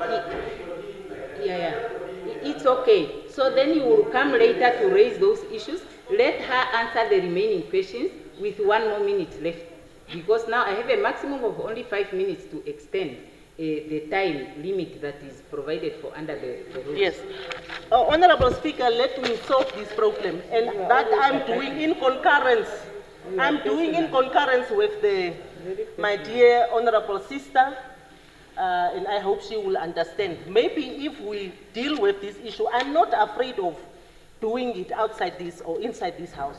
But because of the time limit, we are free to engage on this particular issue outside this chamber, and we can agree. But I think there are really strides that have been made. Despite the outdated laws, we are doing some efforts in this regard, and if that is the take of the honorable members and with the concurrence of the mover of this question, we can really go and do justice to this process of really giving our people their dignified life in providing them affordable housing. We are seized with this issue, and we are dealing with this issue, and we are finding solutions as we have already started in creating that conducive environment through the local authorities that are affording and providing the service land, ensuring that the people are at least having access to affordable houses. So we can still deal with other important, outstanding issues with my honorable member outside this chamber, and we will come back on the amicable solution that we are going to find on this very important issue. Yeah, thank you, honorable member. Now, I was trying to stick to the time, And I heard some very strong accusations coming, which I don't even want to repeat, but I want to give the floor to the honorable member who posed the question for any follow-up question. And also there was that offer that was made. Thank you very much, Honorable Speaker. I am not going to waste time, but I'm going to say 2 or 3 things. One, Speaker, for too long, this conversation has always taken place outside of Parliament. We can't be abused by landlords outside and can't fight landlords here. It can't be. 2, the Rent Ordinance 13 of 1977 is a law that is still in force, that this administration and this government has chosen to only bring sections of it into force. That's the truth. When we talk about this rent ordinance, Honorable Speaker, personally, we have created a wrong impression of what this rent ordinance even talks about. These questions are all connected because not only does it talk about when a tenant ought to vacate, a notice ought to be given, that their deposits when they enter a rental place is actually supposed to be in an interest-bearing account. All these things are in a rent ordinance. It is a legislation of this country. I think it is unfair, quite honestly. It is unfair that, number one, other members were allowed to take the floor to do whatever that they did. And that also the Deputy Minister was given ample time to actually finish answering these questions and actually didn't finish. The Speaker now goes on to say, no, if you have further issues, just bring in a motion, while we still have hundreds of motions by Honorable Lucato. Really? Really? That was not no, honestly, Honorable posed Speaker, there. we can't be fighting landlords outside of this house and also landlords here. We can't. You must declare your interest. Yeah. So, honorable members, I answered to a point that was raised by Honorable Ampanda and Honorable Kambara there.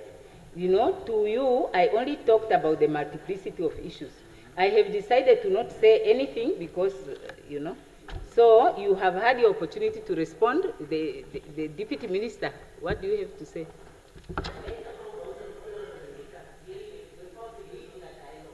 So if my sister is in agreement with that, we can handle this issue better outside, and we can come back to this house.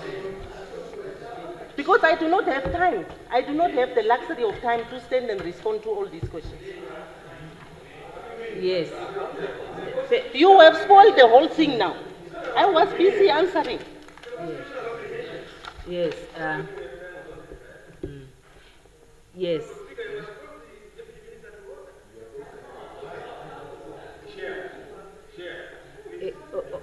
Honorable members, the next question is one.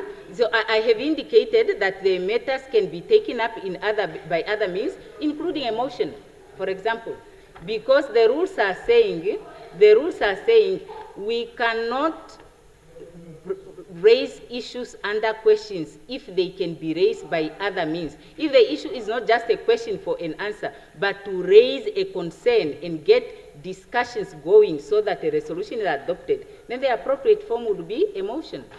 Yeah, that is just a proposal that the Deputy Minister has answered, and the member had an opportunity to pose a follow-up question, which he did through a commentary. So now I proceed. Yes.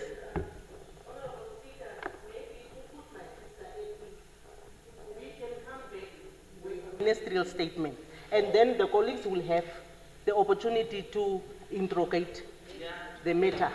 If that is a common ground that we can. Very it's good. A very good suggestion. Now the next question is 104 by Honorable Nashinge to the Minister of Justice. Honorable Nashinge, do you put the question? Yeah. Yes, Minister of Justice.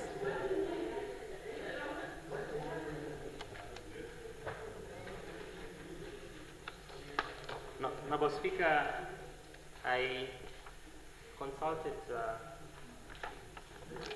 Honorable Nashinge earlier on. So, to plead for reliance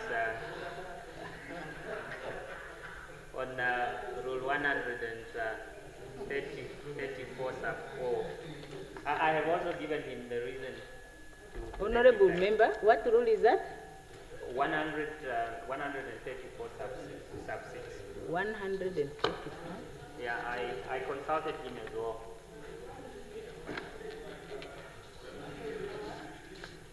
So you are asking for the deferment. Okay, honorable member, you can just assist us and say that. Yeah. Okay, I have now seen it, but it would have helped us to just say in terms of that rule, I request that I be allowed to defer the answer to the question. That's what we are asking for, isn't it? Yes, honorable. Yeah. Okay.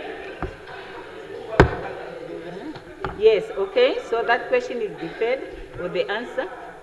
100, the next question is by Honorable Lucato to the Minister of Industries and Mines. Honorable Lucato, do you put the question? Post question. Yes, Honorable Minister of Industries and Mines.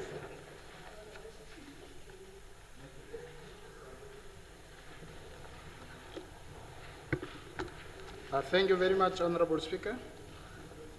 Honorable members, let me respond to this question as to why clients are required to pay upfront for electricity transformers to electricity entities such as Senoret, Noret, and so forth. Let me perhaps clarify that Senoret and Noret operate as licensed electricity distributors under the National Regulatory Framework, and while they are state-owned entities, they function on cost-reflective principles to ensure operational sustainability, maintenance of infrastructure, and continued service delivery.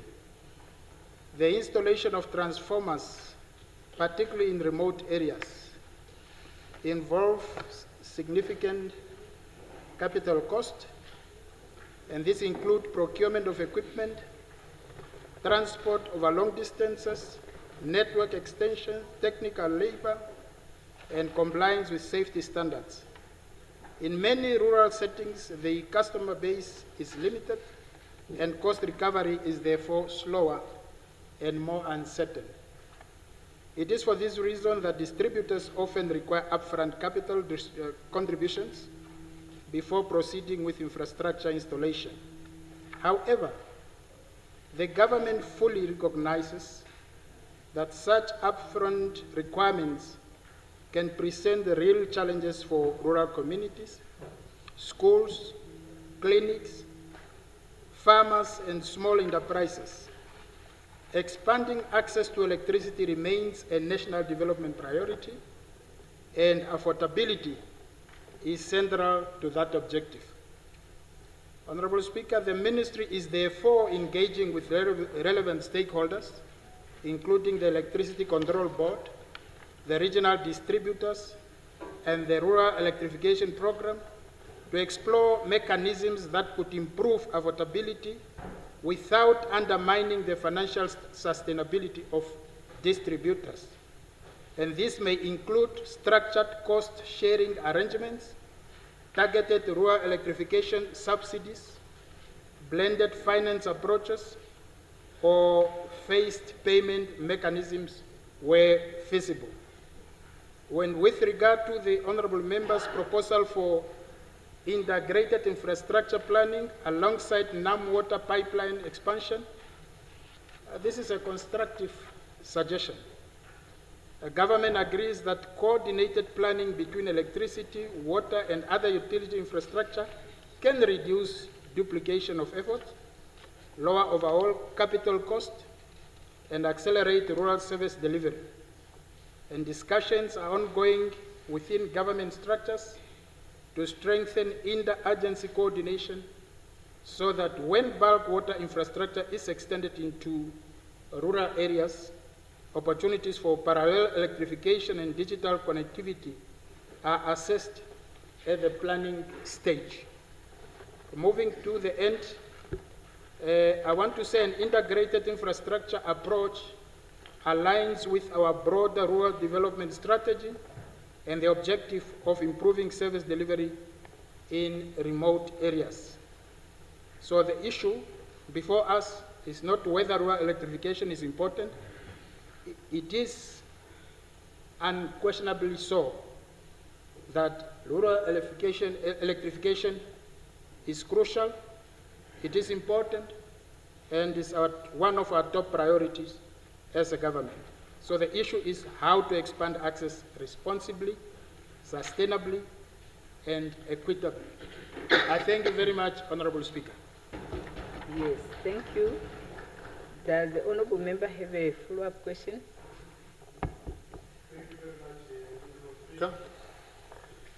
Honorable Minister, thank you very much for your answers.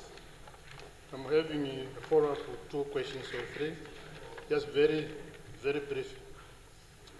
I want to know the implementation, for how long it's going to take place, the implementation of the program, which you have mentioned that it's already underway. That's the first one. Second one, the masses of this country, the poor people, masses of this country, have been affected, including the social groups, the old people. This service is too expensive.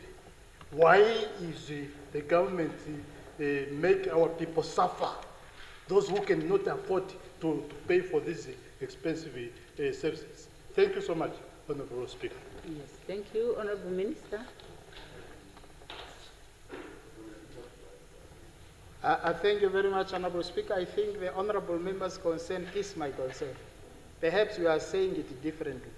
Because I'm saying, as a government, we have started engaging already, and in fact, programs are already there, where we have started taking transformers to the people, instead of people required to pay upfront for, say, rural electrification to take place. Of course, we will still have instances of individual members who may want to have a transformer and are unable to afford. And the reason why we are saying we have started with programs of planning together within different sectors is because we want to address this issue of unaffordability as a collective. But we have already started, Honorable Member. We have already started distributing electricity throughout the country. Maybe it is not to all the corners of the country at once, but we are there, and we will eventually be there. I thank you very much, Honorable. Okay. The next question is question 112 by Honorable Mulunga to the Minister for Agriculture. Honorable Mulunga, do you put the question? Yes, Honorable Minister of Agriculture.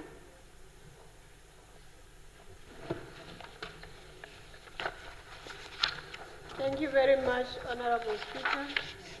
No, it's not 2 minutes. It's 5 minutes. Yeah, now it's correct. Thank you very much, Honorable Speaker. I rise to respond to question 112 posed by Honorable Mulunga in June 2025. With regards to the veterinary and graduates, I would like to respond as follows.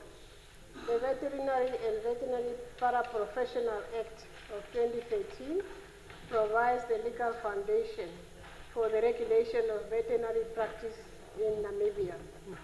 In terms of this act, any individual who wishes to practice must be duly registered with the Veterinary Council of Namibia.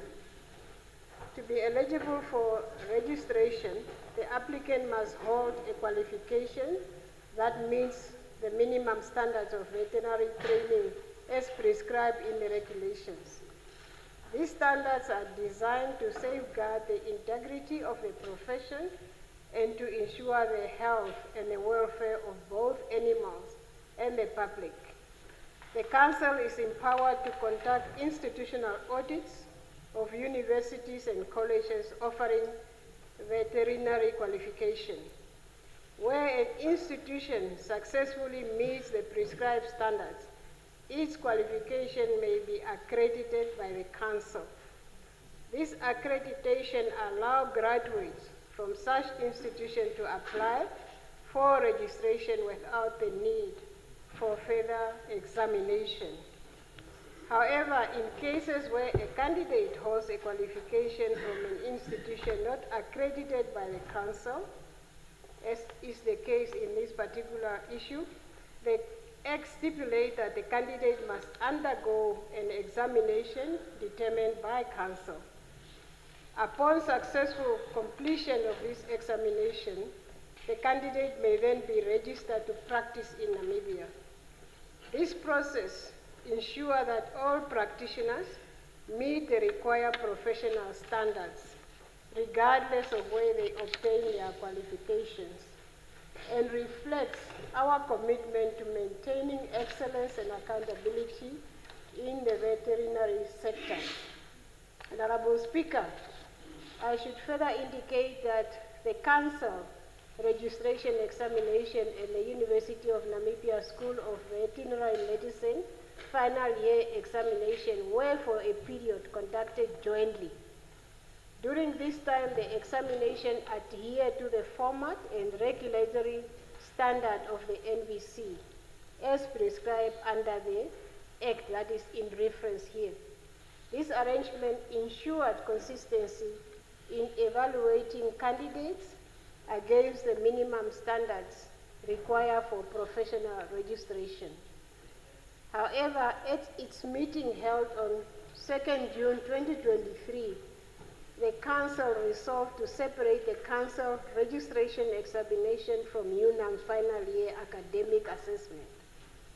This decision was taken to reinforce the independence and regulatory integrity of the Council mandate in assessing professional readiness for practice. Since that resolution, the NVC registration examination has been conducted independently, allowing the Council to apply its own protocols and evaluation criteria, distinct from the academic assessment administered by UNAM.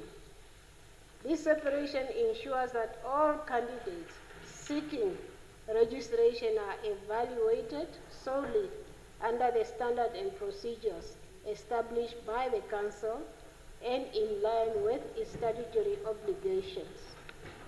Allow me, Honorable Speaker, to further clarify the procedures. Although the time is gone, the Council registration examination. While some of the examiners are appointed by the Namibian Veterinary Council, may be academic staff, important to note that for the duration of the examination, such individuals are required to take formal leave from their university's duties. This ensures that their role as Council members is independent and free from institutional influence. Your Honorable Speaker, with the time gone, I am still on page 4 of 7, because that's how long the question was.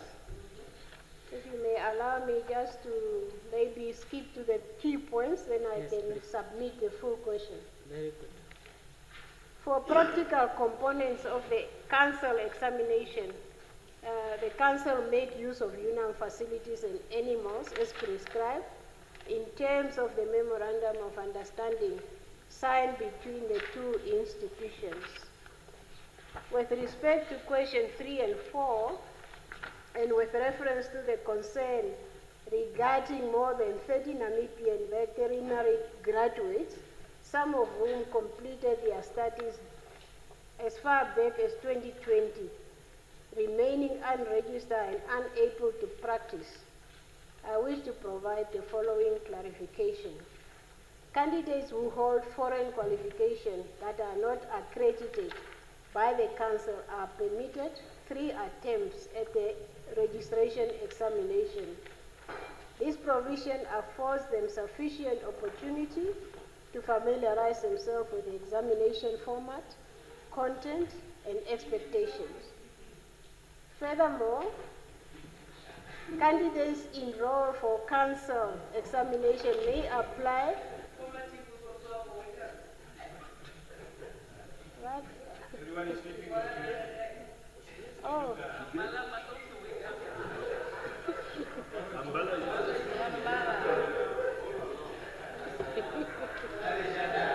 Honorable Speaker. Yes, Honorable Member, you may continue, please. Honorable Speaker, the question, I would like to conclude by saying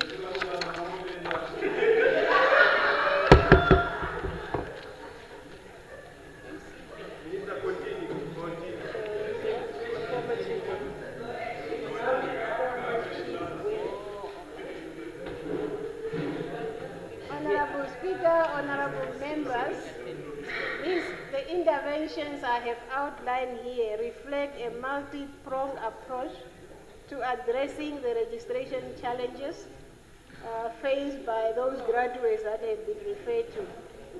And they reaffirm our commitment to ensuring that all qualified professionals are adequately supported in their journey towards full integration into the professional practice in Namibia. I thank you. Thank you.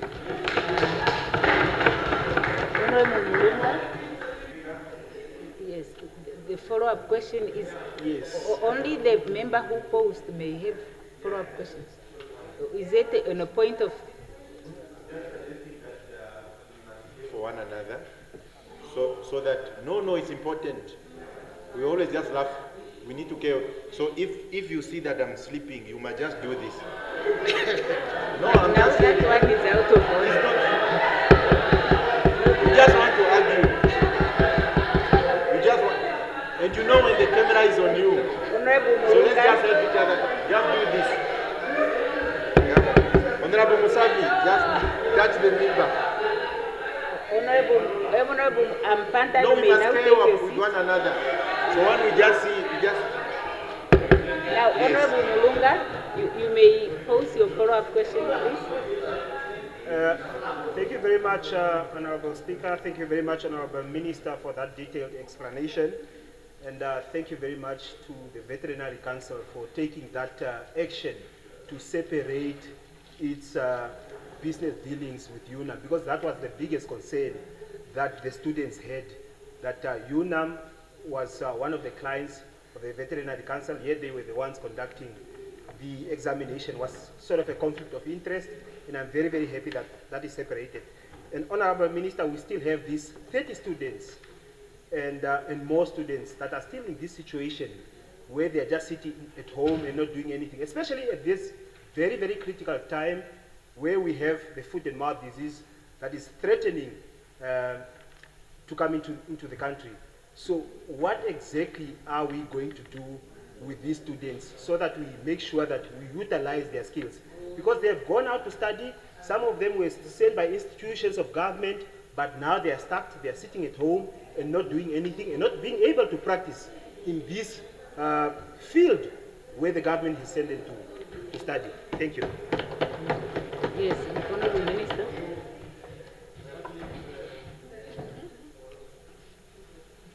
Thank you very much, Honorable Speaker and Honorable Member. I am aware indeed of some of those students, their parents and themselves, they have been contacting me directly, and I have been referring them to the DVS for internship opportunities. And indeed today we had a meeting on an update on FMD, and I further asked the DVS, the CVO in particular, as part of our response measure to the FMD situation, to consider also bringing on board some of these students. Thank you very much. Yes, thank you. The next question is by Honorable Brinkman to the Minister of Health and Social Services. Question number 113.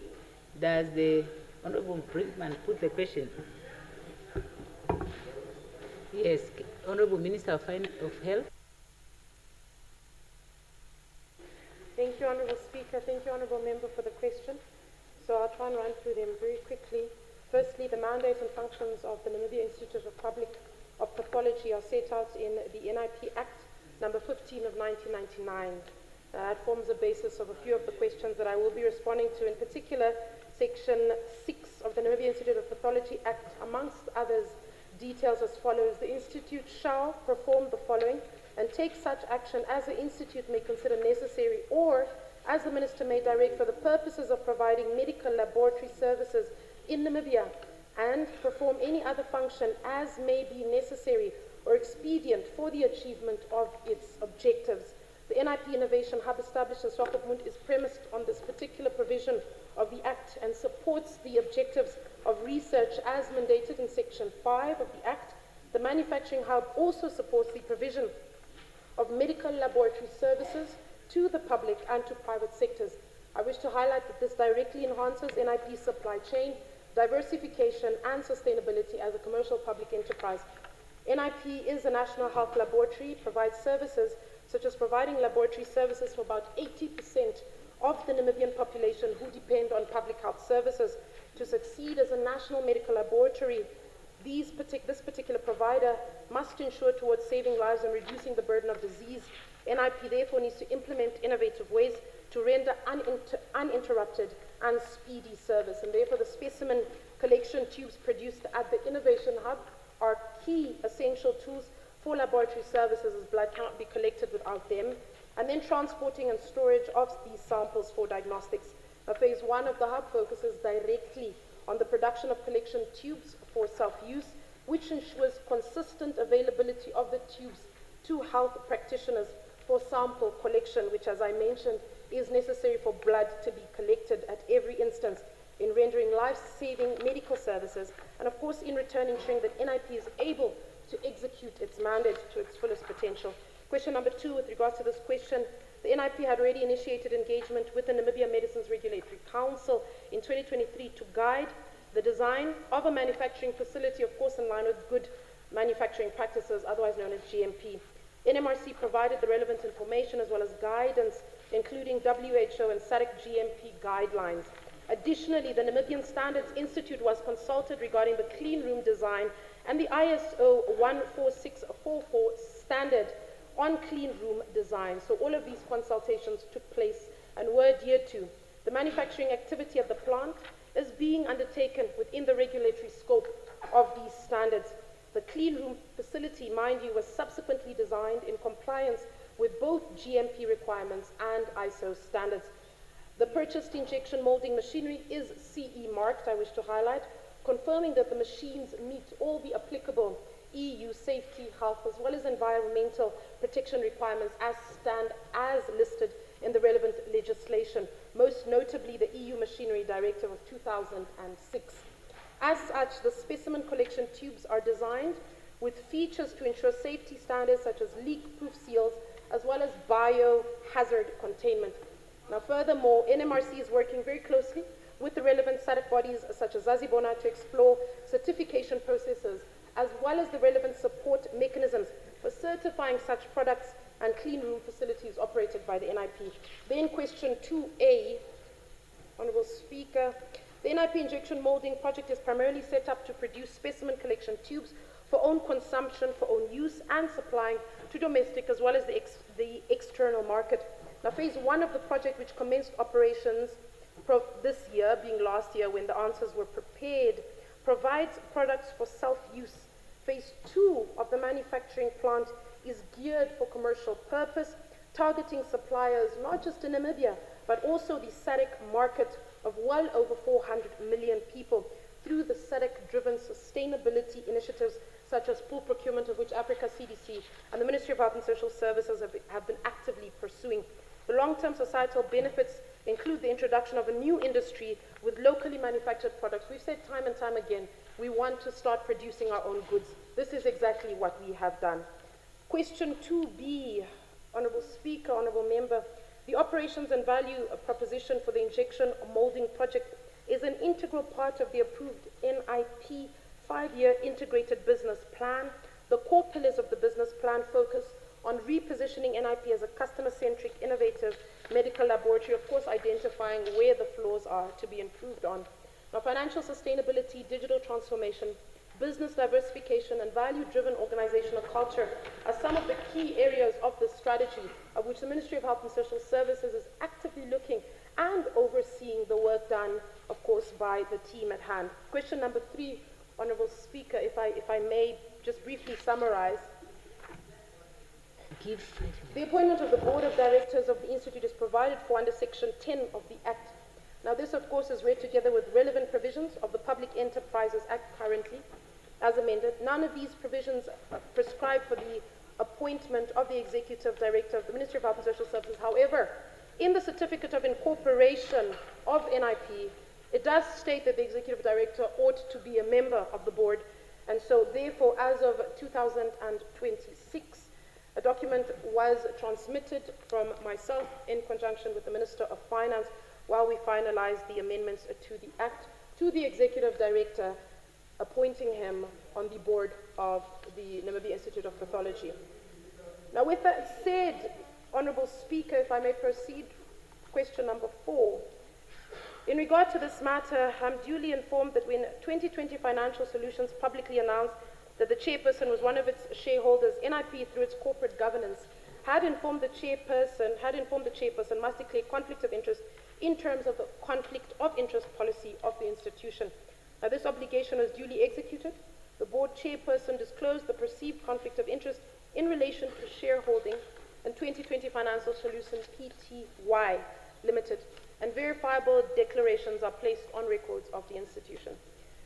Then, with the last 2 points, very brief as I conclude, in terms of the enterprise, conflict of interest policy declarations are managed by the office responsible for governance.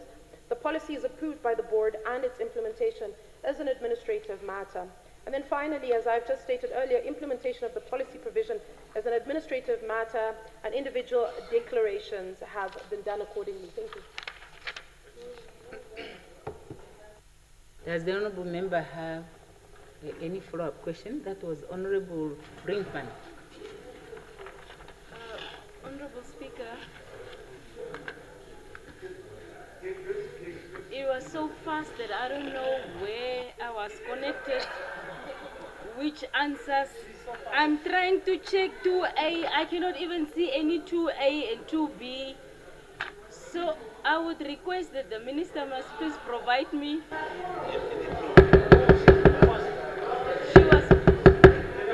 Okay, the Honourable Minister is receiving a supplementary question, a follow-up question. Okay. Let's allow the Honourable Member to say what she was. I'm requesting that the Minister will provide me the answers so that I can go through whether I have been answered, and then I can come back. Very good. Okay, the Minister would avail the written copy of that. The next question is 114 by Honourable Kalangula to the Minister of Works and Transport. Honourable Kalangula, do you put the question? Yes, Honourable. I shall put the question. Yes, Honourable Minister of Works and Transport. Thank you, Honourable. Thank you, Honourable Speaker. The response to Honourable Kalangula, is on RCC, and I will provide the answers and not the questions, to re-put the questions. RCC is operational and is currently involved in several roads, capital projects and roads maintenance projects. Due to what happens, RCC during 2016 through to 2024, some of RCC's capital assets were auctioned. This left RCC without adequate yellow equipment to carry out a major road servicing and construction, as well as enhance and hence most of the work allocated to RCC was subcontracted and to other companies through joint partnership agreements. The RCC board and management crafted a recapitalization plan which called for new productive equipment and support enable assets. This plan of lease to own has started to yield positive results as of today. The following are delivered: dozers 2, excavators 4, graders 8, loaders 4, tipper trucks 9, vibro rollers 2, water trucks 3, light delivery vehicles 9, accommodation and office containers 8. Delivery of these critical equipment will continue in line with the factory production time schedule. RCC is able to pay its operational costs from contract revenues. However, if RCC is to continue as an ongoing concern, more projects need to be allocated through preferential allocation, as I've been doing all these years, which this government is committed to see through.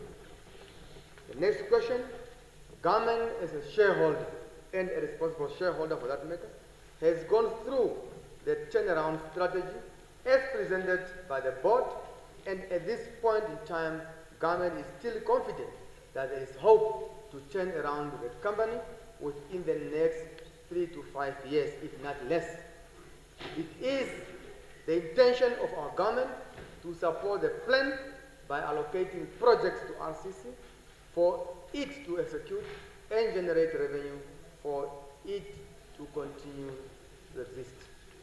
The next question, Honorable Member.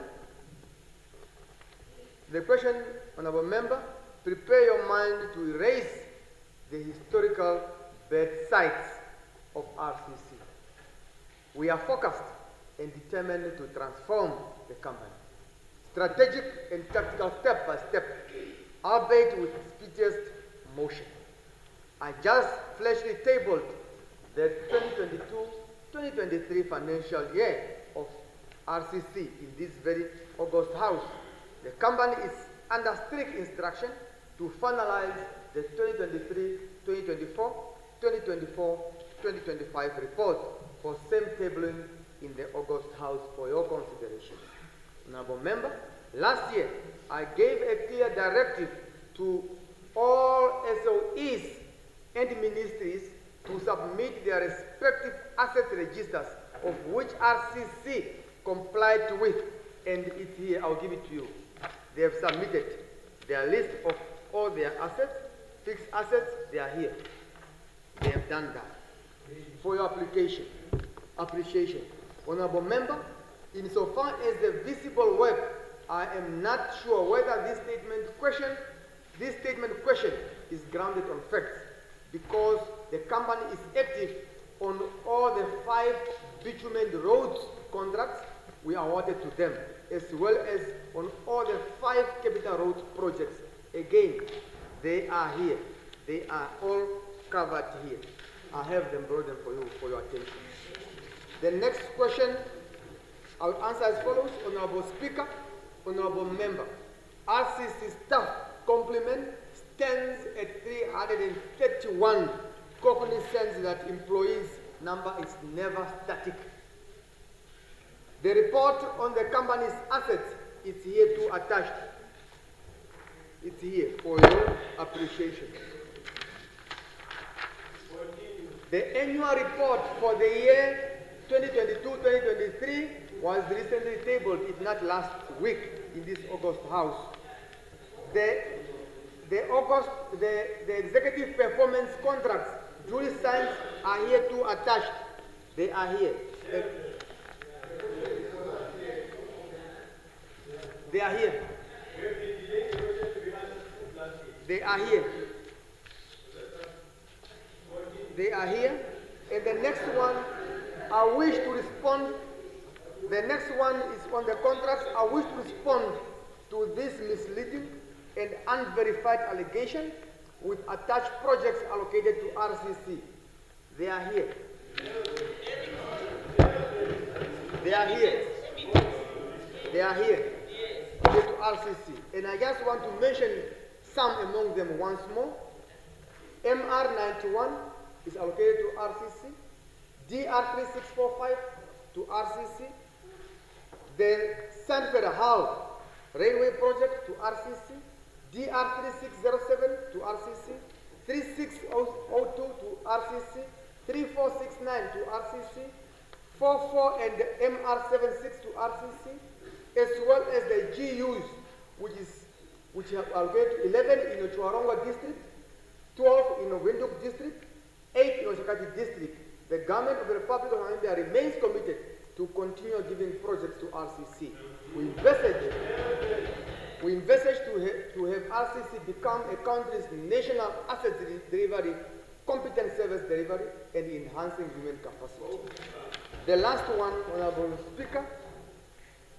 On the 31st of March 2025, during my staff address, publicly I give a directive to all the SOEs that fall under the Ministry of Works and Transport that moving forward, we must ensure that at least 1/3 of all subcontracts must be locally based companies, SMEs. While any materials or imports, if locally produced, must accordingly procured from the local communities. Here is a list of all the suppliers to RCC. Therefore, here to attach is a list of SMEs contracted, subcontracted through RCC in our uncompromised initiative and drive to empower our communities and SMEs. In addition, RCC procures various services and products from 395 vendors, Namibian registered. Thank you very much, Mr. Speaker. Very good, thank you. Does the Honorable Kalangula and the Honorable Minister managed all that answer within the time that is allocated? Yeah.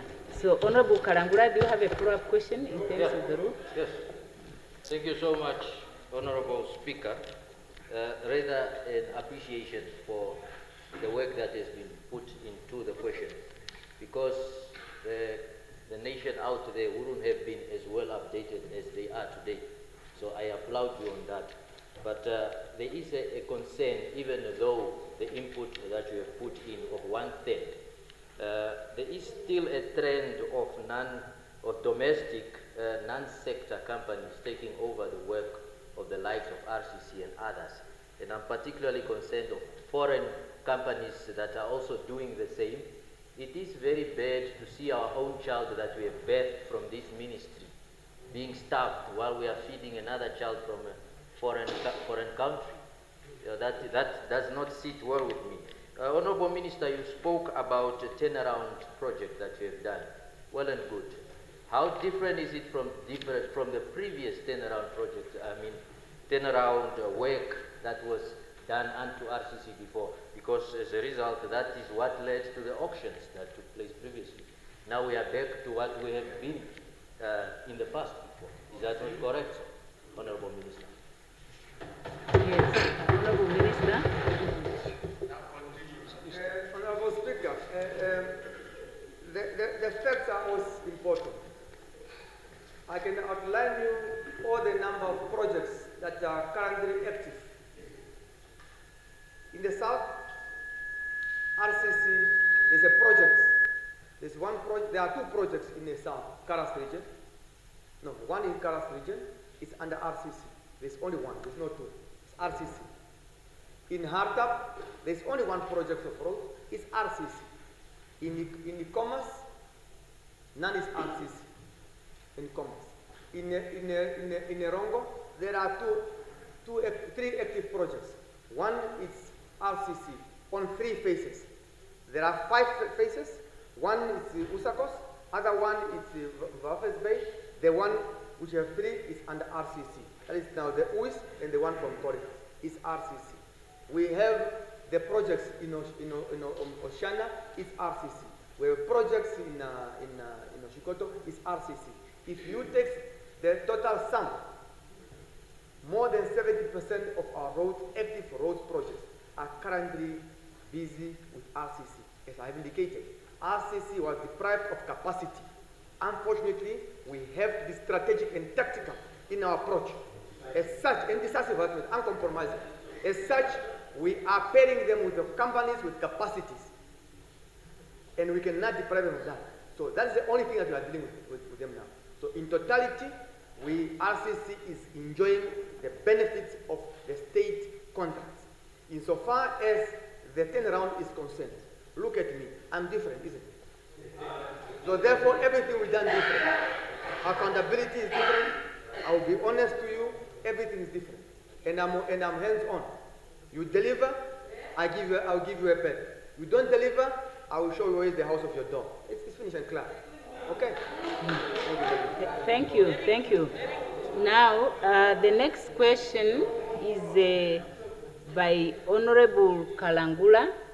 Question number 115 to the Minister of Defense. Is the Minister of Defense here? No, they are not here. The Minister and the Honorable Deputy Speaker, Minister are not here. are you sure that was Honorable Kalambula? I think. Oh, Honorable Kangulu. Yes, yes, sorry. It's Honorable Kangulu to the Minister of Defense. But the Minister and the Deputy Minister are both not here. So we proceed to the next question, which is 116 by Honorable Kangulu to the Minister of Defense again. And both the Minister and Deputy Minister are not here. Question 117 by Honorable Muton to the Minister of ICT. The Minister of ICT is not here. Then the next question is 118 by Honorable Mongo to the Minister of Urban and Rural Development. Honorable, will you put the question? Yes, DM, are you delegated? Very good. With full powers.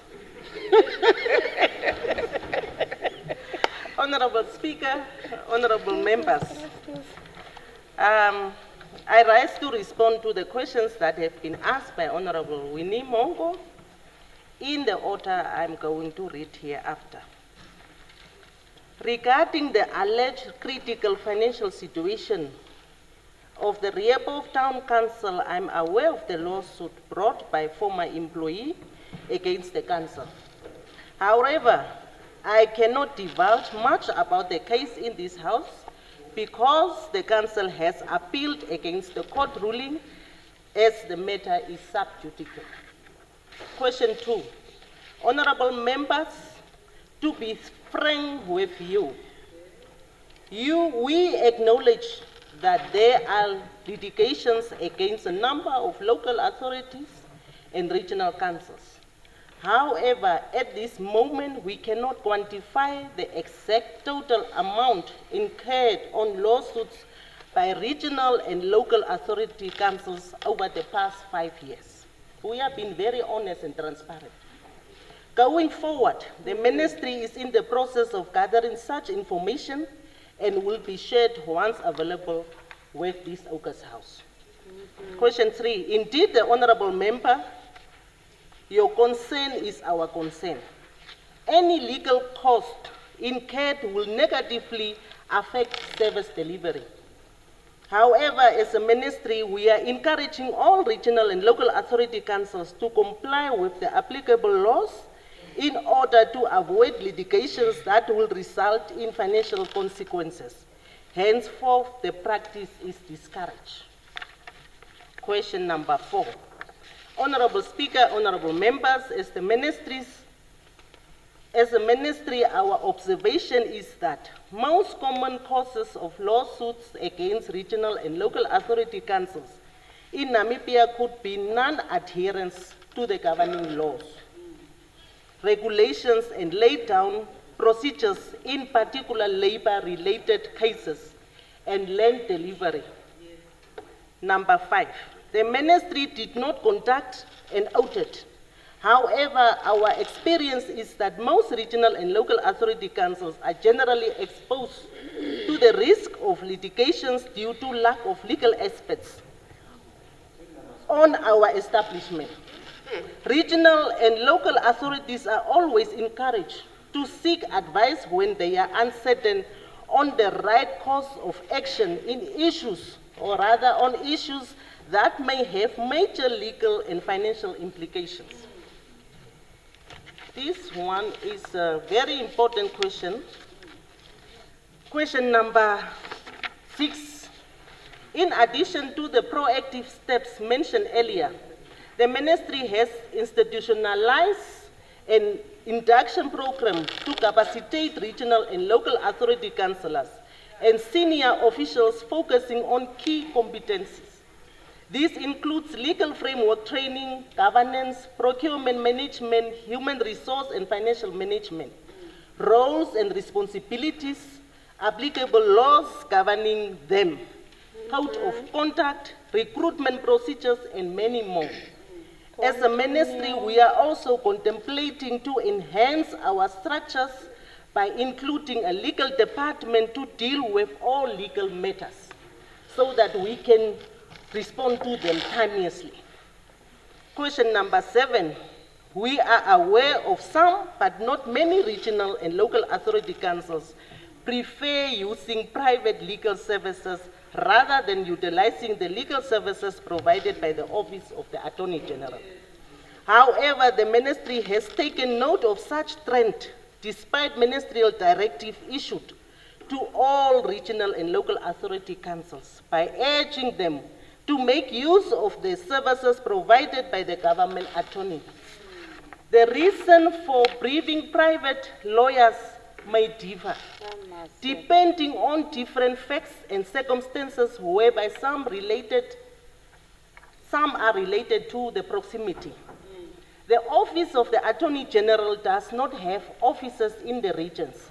Therefore, it might be convenient for some to use private lawyers in the region for convenience, which is highly discouraged.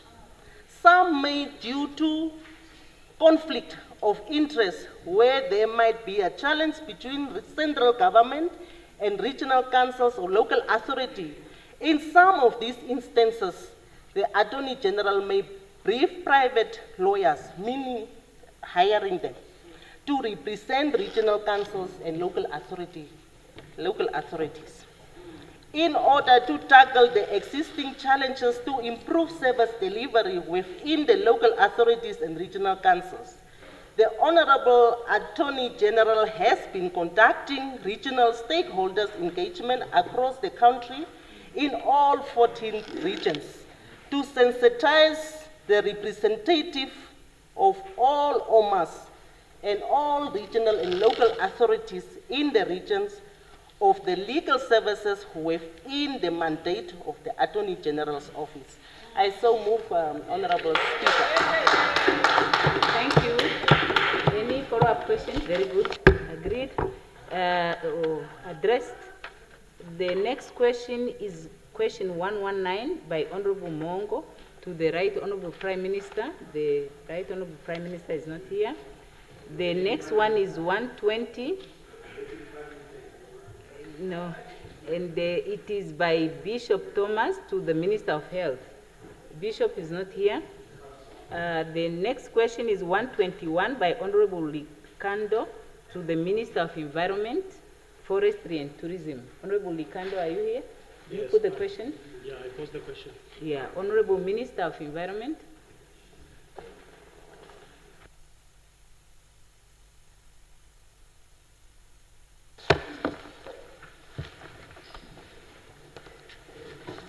Honorable Speaker, honorable members, first let me thank for the opportunity to address this August House on the question brought forward by Honorable Kando concerning the matter or matters related to concessions and conservancies.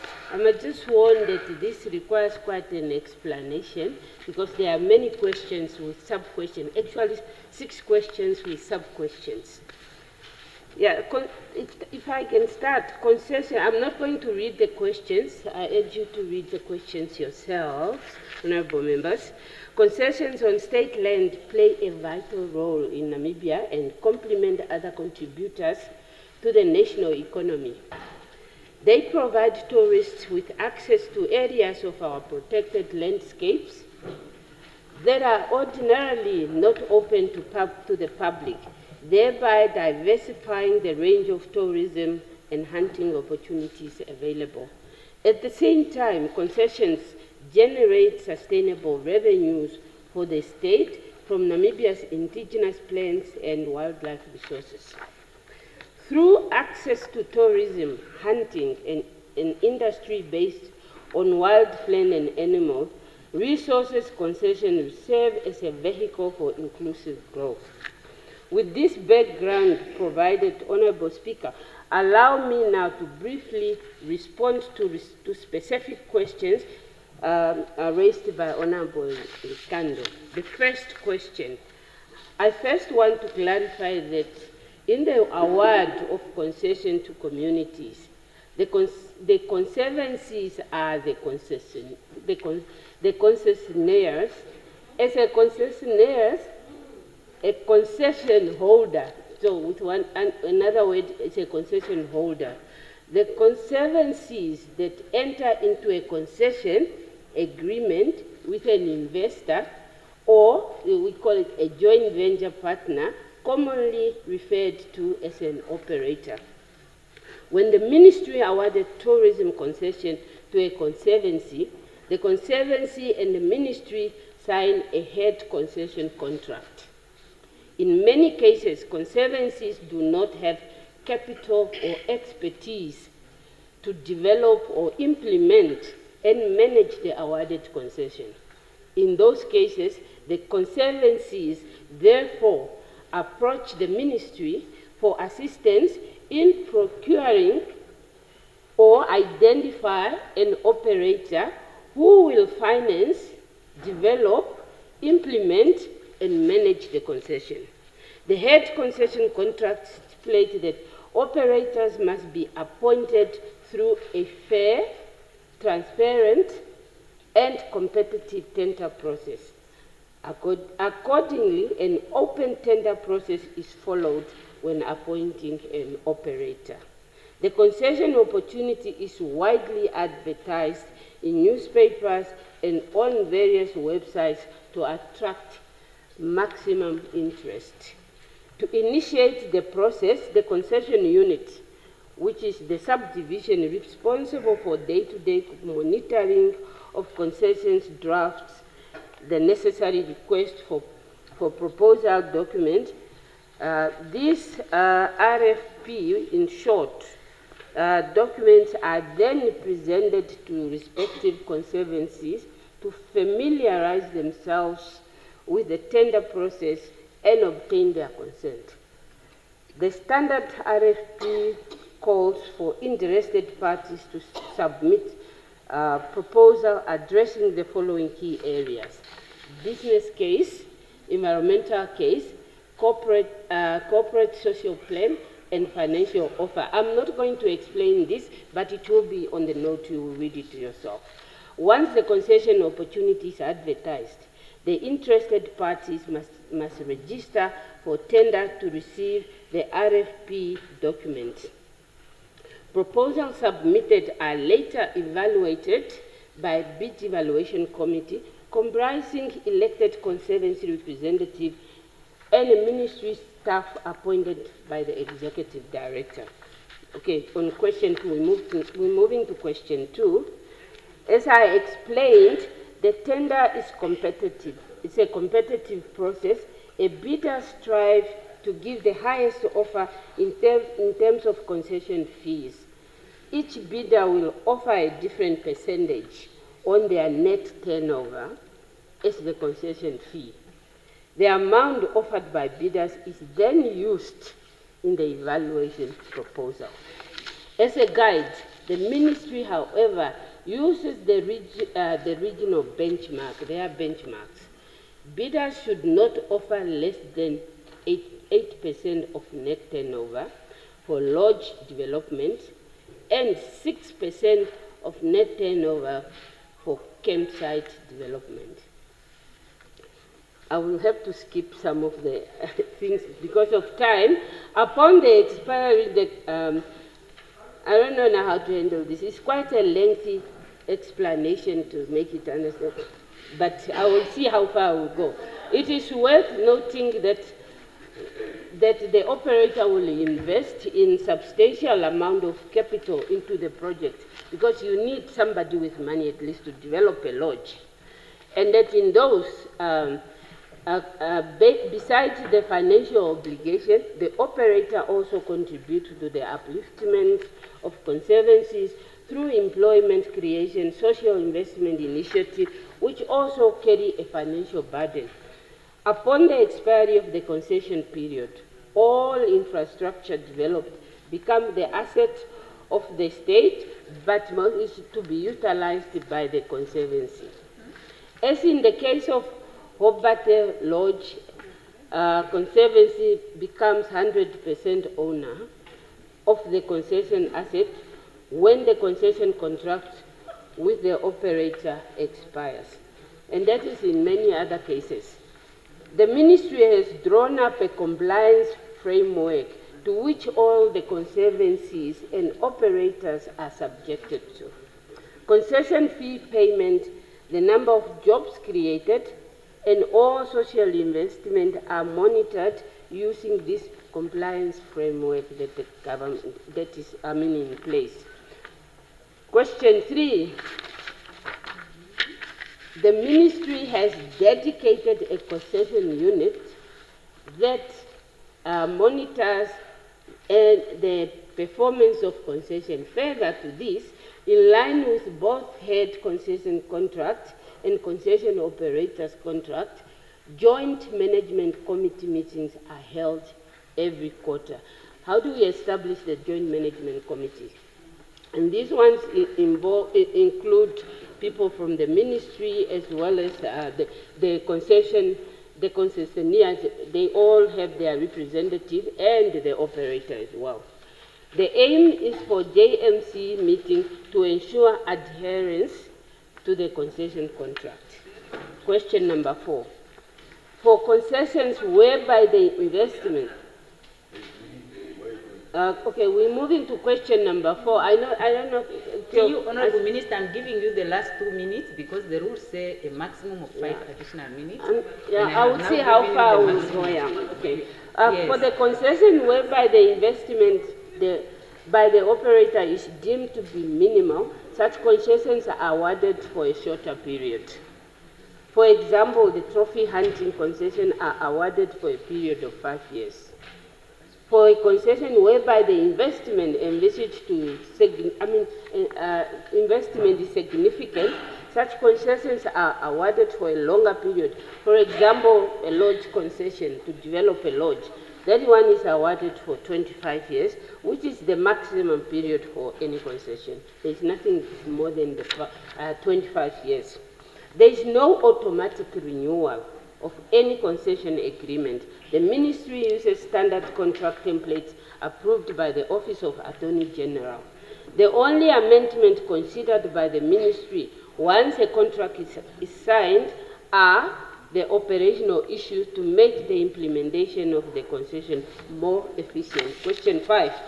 It must be noted, question 5 has got also some sub-questions.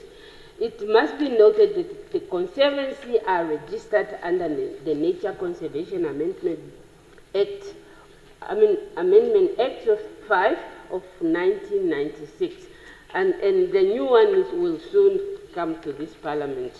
Under this Act, the Minister of Environment, Forestry and Tourism registers conservancies to grant them right over utilization of wildlife and tourism development. The status of the land remains communal or state land and continues to be administered under the applicable land laws. Conservancies therefore do not displace people from their areas. Rather, they provide rights to utilize wildlife. Conservancies are also recognized as legal entities that can sue, or they can also be sued. However, some conservancies are zoned to provide for core wildlife areas and tourism zones. This zoning is often where conflicts arise with individuals families or landholders, and so on. Such matters are addressed through the traditional authority, with conservancies receiving full support from the Ministry of Environment, Forestry and Tourism. The last question, I don't know now if I should go on or must quickly summarize. Okay, this is the last one, but it has got sub-question A, B, C. Okay, the Ministry of Environment and Forestry and Tourism is already engaged in supporting conservancies and will continue to do so. We consistently encourage conservancies to resolve land issues with individual families, amicably and out of court. The Ministry also continues to engage external partners to provide financial support to conservancies. It is for this reason that the Ministry authorizes the establishment of Community Conservation Fund of Namibia. There is no need to establish a dedicated unit as proposed. That is now a big question if you are following, by the Honourable Member. The Ministry already has a unit called the Community-Based Natural Resources Management Unit. And I think this they can be engaged for more clarity if you want to understand more, which works closely with conservancies on matters affecting them. No officials are permitted illegal settlement in conservancies. Such settlements are initiated by conservancy members themselves. It's not the Ministry, or by communities in these areas.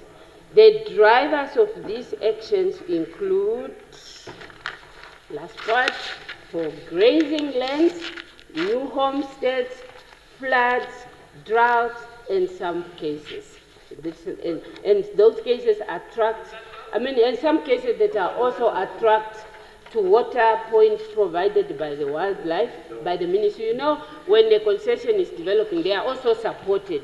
And some of these development also attract people or conservancies. In such circumstances, individuals and family claims to have previously, a lot of people claim previously to have lived in those areas, thereby creating conflict. I so submit here. Yes, thank you. Yes, Honorable, do you have a follow-up question? Okay, it's covered. Yes. Thank you, Honorable Speaker. Thank you, Honorable Minister, for taking time to investigate and also to answer the questions. No, though some of the questions were not answered, since you even submitted that you were skipping the questions. I'm talking to the Minister.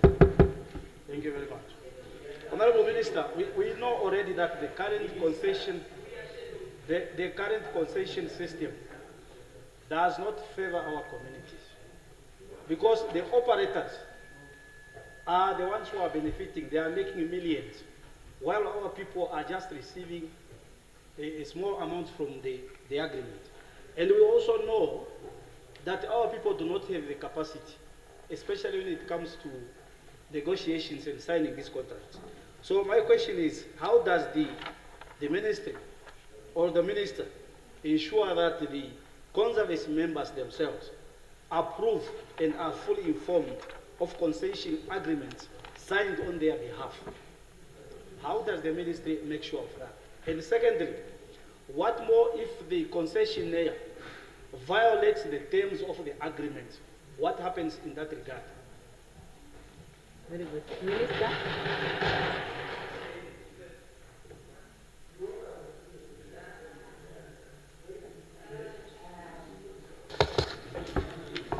I probably think on the issue of operators and not community really benefiting, how the concessions work. The concessions are given to the community members. Let me think of in the communal areas. When a community gets a concession, very often they do not have money, they no capital, nothing, sometimes no skills, but they are given a lodge concession. of course they need an investor. And when we advertise for investor, we don't even specify what type of investor. It can be a local investor as well if you have money to help that community that is given. That we do not stipulate how. Yes, when you develop a lodge, in many instances, maybe I should just state an example that when I establish a lodge, I have to, some of the investors also take a loan to develop a lodge, and it costs a number of, millions. For the first years, you also have to service your loan and also pay the people. But the benefit is not only in monetary. Very often they are forced to use the community members as employees and also pay to the ministry. But after 25, especially in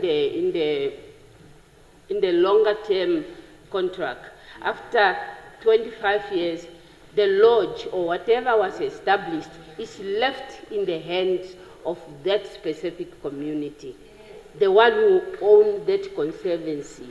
And it's now up to them if they can continue to work on it or they want another operator or enter into another joint venture. But the ministry do assist. Well, the last question, I don't think I can recall it. What was it? Okay, thank you then. Thank you. The House will now rise on automatic adjournment until next week, Tuesday, at the usual time.